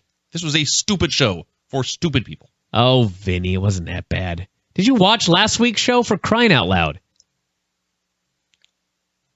You know, we mentioned this to each other before we came in the air here. Until the main event, which we'll get to, the main event of this show was good. Until that main event, I thought this was worse than last week's show by far. Dude, these are the days where I wish that I paid you like $5,000 a day, and so I could send your ass back down there to watch last week's show again. Mm-hmm. And then you could come up here, and we'd go on the air live, and you could apologize. Last week's show was god-awful. This show, one of the reasons, there's actually quite a few reasons that I hated it more. One of the things I mentioned last week is that the things I always hated about the Vince Russo impacts were that there was too much going on at too fast. This show felt like that to me. You know what it is, Vinny? I'll tell you what it is. You're right, but it's I take short, brief notes now because you write the television reports for the newsletter. Mm-hmm. So I can sit here and just write 8 million segments, and I'm done. You have to write out the details of every single segment, right? Mm-hmm. Okay, when I used to have to do that, and I would watch Impact, and they would bombard me with like 9 segments in a row, and as fast as I can type, which is pretty fast, I could not fucking keep up with these, and I would have to pause it, and as you write it all down, it's different when you watch it as a viewer. You're just like, a bunch of shit happens, you completely forget about all of it, you move on with your life in the next segment of the show. When your job is to recap it, and you're sitting there trying, and you're desperately trying to write everything down as it just bombards you on the screen, and at some point you just snap, and you're like, what the fuck am I watching 7 fucking segments in a row for? Why? It is infuriating. But to your average viewer, it's just like, it's something that it's like, you know, they just see a bunch of shit and they move on with their lives. So I understand why this show infuriated you so much. But as a viewer, it's different. Last week's show was much worse as a viewer. As a recapper, I'm sure you were ready to throw a brick through the TV like Mick Foley. So I don't blame you. Yeah. I'm just telling you that last week's show was actually objectively worse. So, Bromans versus Eric Young and Abyss. Abyss made a comeback. He killed the heels. Zema Ion went to the top rope. Abyss grabbed him by the neck. The referee tried to stop Abyss and succeeded, I guess, but Abyss then grabbed the ref and began to carry him around. Eric pleaded for mercy, and Abyss didn't listen. He hit the ref with a shock treatment, so it's a DQ. Nikki Bella's finish. That's right. So it's a DQ, and the Bromans keep the belts. And Eric was upset, and so Abyss grabbed him and hit a chokeslam. And the fans sort of booed, and Abyss left, and then Eric grabbed a mic for more talking. He said, "Is this it? Is this how you want it?" Said he had one experiment left and challenged Abyss to a Monsters Ball match for next week. The Wolves were talking to the investor in the parking lot. Edwards stopped the camera from shooting the investor in his limo. His limo. Which was, the announcers called it a limo every time. In reality, I think most viewers would use the term van. I know TNA's not got a lot of money right now. I know they're cutting costs. But if you're ever going to rent a limo for just one day, this guy is supposed to be the new... He's purchased so much of TNA that he has the power to hire and fire, which means he must have bought at least half or more of the company. Right? Right. It's MVP, whose gimmick will be that he's loaded. He's in a van. Now, maybe, to be fair, I don't know this, but maybe in Scotland, a van is a limousine. Maybe? I don't know. Sure. But in this country, it was a van. It was not a limo. And they shouldn't have called it a limo because it was glaringly obvious that it was a van. It was wacky. I was trying to look up... Scottish limo? Clyde Valley Limos, Glasgow limo hire. It's got a Loch Ness Monster head on it. So funny. The idea of a limo with a Loch Ness Monster's head. I can bet you $100 there's one. If you're like me and the Loch Ness Monster you're picturing is, oh God, what's that old children's show? It had I forget. It was a very cartoony Loch Ness Monster. That sure don't help. No, it didn't at all. All right, so as we discussed, by this point in the show, I already hated it. And then things went about 84 levels worse. An all-time horrible segment aired. I don't even know what you could be referring to. Christy Hemme. Oh, God. Was on a date with Sam Shaw. The psychopath Sam Shaw. There was a camera crew there filming them in, I guess, the living room. And they were talking, and it was a very normal date. And then they went upstairs, and we then got security camera footage of the couple entering his bedroom, which contained, in its entirety, a bed. They looked out the window. She liked the view. He let her hair down and stole her hair thingy. He liked the view. I say so. Then she wanted to go into a different room, but he told her to go back downstairs. Then we got security camera footage from a different camera of Sam Shaw going into a room, turning on the light. He had a shrine to Christy. He had pictures of her and posters of her and a mannequin dressed up like her. And he hung her hair thingy in the mannequin's hair. And he went downstairs. So Sam Shaw is apparently voluntarily turning over his security camera footage to the producers of TNA Impact, who are then putting it on TV. But it's okay, because Christy Hemme doesn't watch the show, so she doesn't know that he's stalking her and he's going to kill her. And none of her friends watch the show either. So none of them are warning her. And no one who works at TNA likes her, because they're not telling her. Yeah. None of this makes any sense. It sucked. I don't know if I'd go all-time worst segment, but it was one of those segments that I absolutely hate in professional wrestling. Maybe I'm just old school. I know there's like this idea that, you know, and this was Russo's idea back in the late 90s. You know, these shows like Survivor are hot. We gotta try to be like Survivor or whatever the hot show is on HBO or whatever. And it's like, well, first off, you're not going to be that good. So if anybody wants to watch Survivor, they're going to watch Survivor, not your fucking wrestling show. And second off, there is a logic to the world of professional wrestling that you accept when you begin to watch the show. And pro wrestling, whatever pro wrestling is, when you watch it, you're supposed to believe that you're watching like a sporting event or something that's really going on in the world, like reporting of backstage whatever's blah, blah, blah. And there's nothing that takes you out of the show more than a stupid segment like this. I mean, come on. Christy Hemme is never watching this show. How did Impact get a hold of this security camera footage? I mean, I know that they're trying to create a character for this guy, but you've got to be able to find a way to do this without this stupid stuff. Where, like, there's a television show aspect of this reality show that just doesn't count. You know? I don't know. I just think it's so dumb. That's because it is. It is dumb. Bully Ray came out with a coffin. I should point out, by the way, when this thing ended with Sam Shaw and his mannequin, they went back to the arena, and Mike TNA absolutely refused to comment on it. He wanted nothing to do with it. Not even a, whoa, that was creepy. Just moving on. Bully Ray came out with a coffin and challenged Anderson to a coffin match. Not a casket match. A coffin match. Anderson came out. He was wearing plain jeans and a plain t-shirt. The polar opposite of a big star. He looked like a guy. They went down there and they jibber-jabbered. And I was trying to figure out how Bully could possibly fit in this tiny, tiny coffin.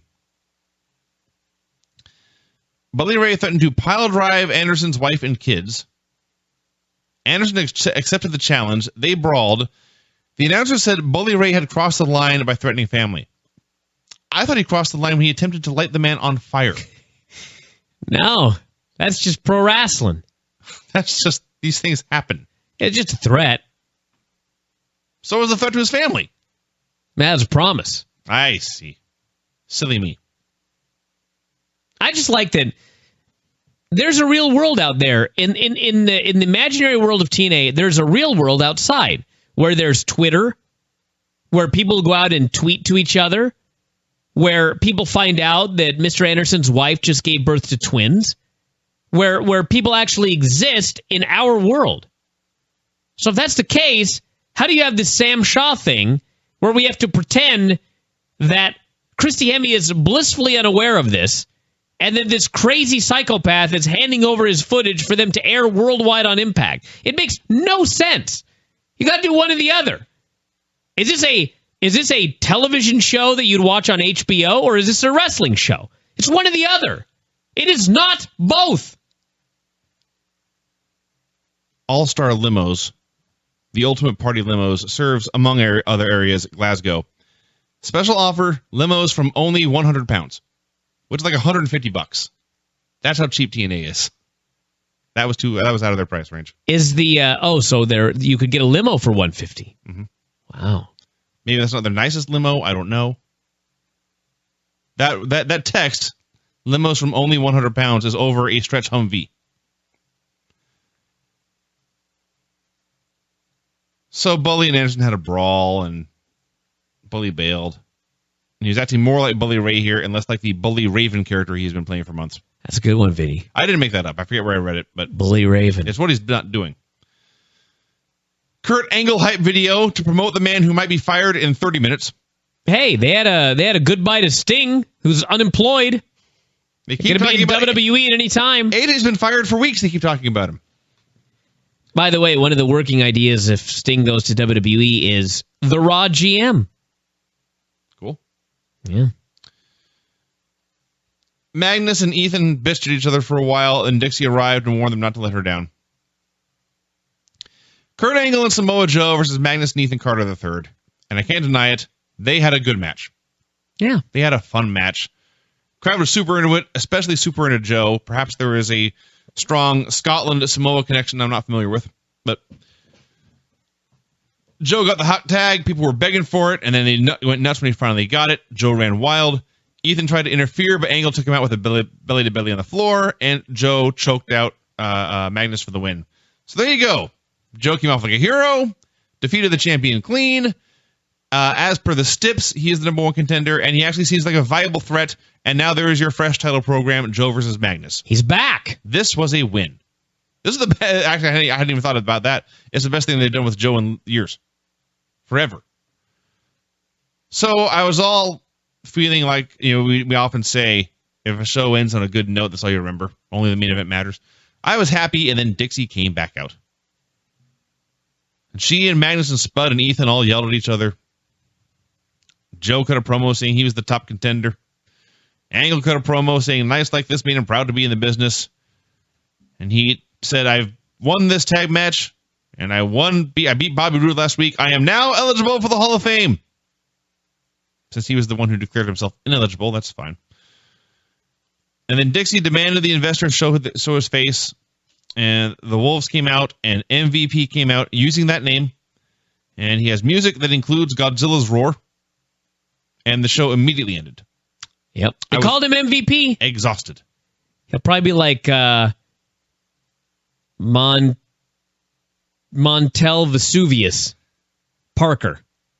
Maybe that'll be his name. Murray Vince. Murphy. Murphy Vinny Phineas.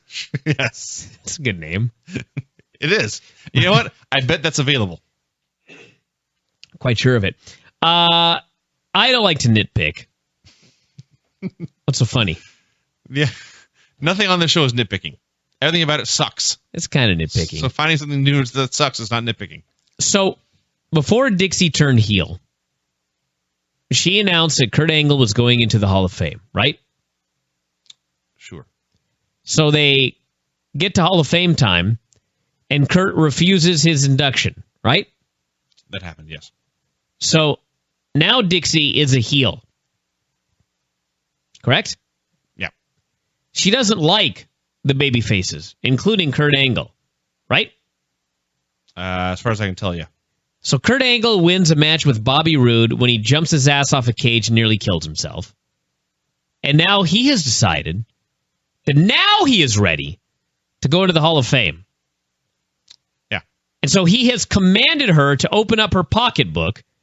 I don't even know what that means. Is he going to pay off? But she has to open up her pocketbook, and he is forcing her to now induct him into the Hall of Fame.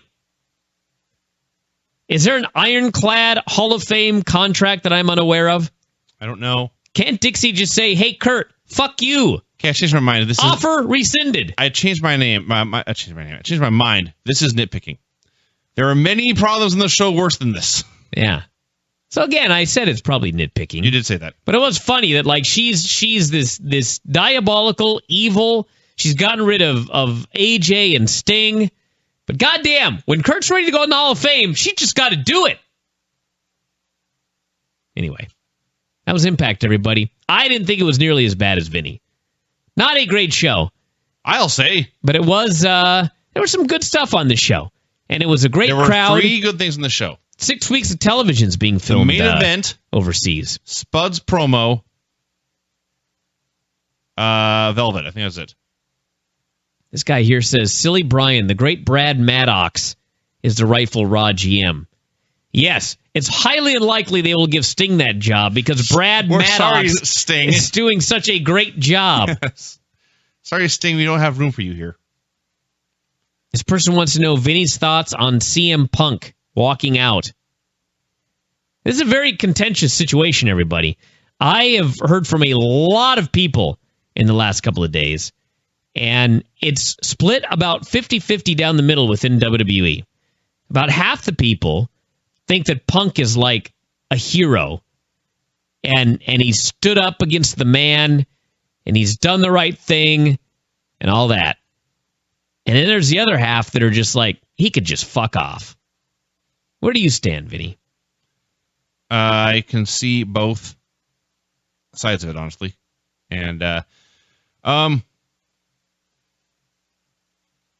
don't know. Logic would tell you that if he violated his contract, he would be fired. Well, if he doesn't care about being fired, then why not violate your contract? So he hasn't really violated it. Well, then in that case, he just went home. Then just go home. If you didn't violate, that's fine then. So those are your thoughts. It's coming back. Well, possibly. I think he needed a break for sure. We've mentioned before how beat up he is. Even in the Ariel Helwani interview, which I didn't watch the whole thing, but the 10 minutes I did watch, he seemed totally burned out. I don't know. We'll see. There are a couple people. It's a very small number, but there are a few people that think it's a work. I've heard that too.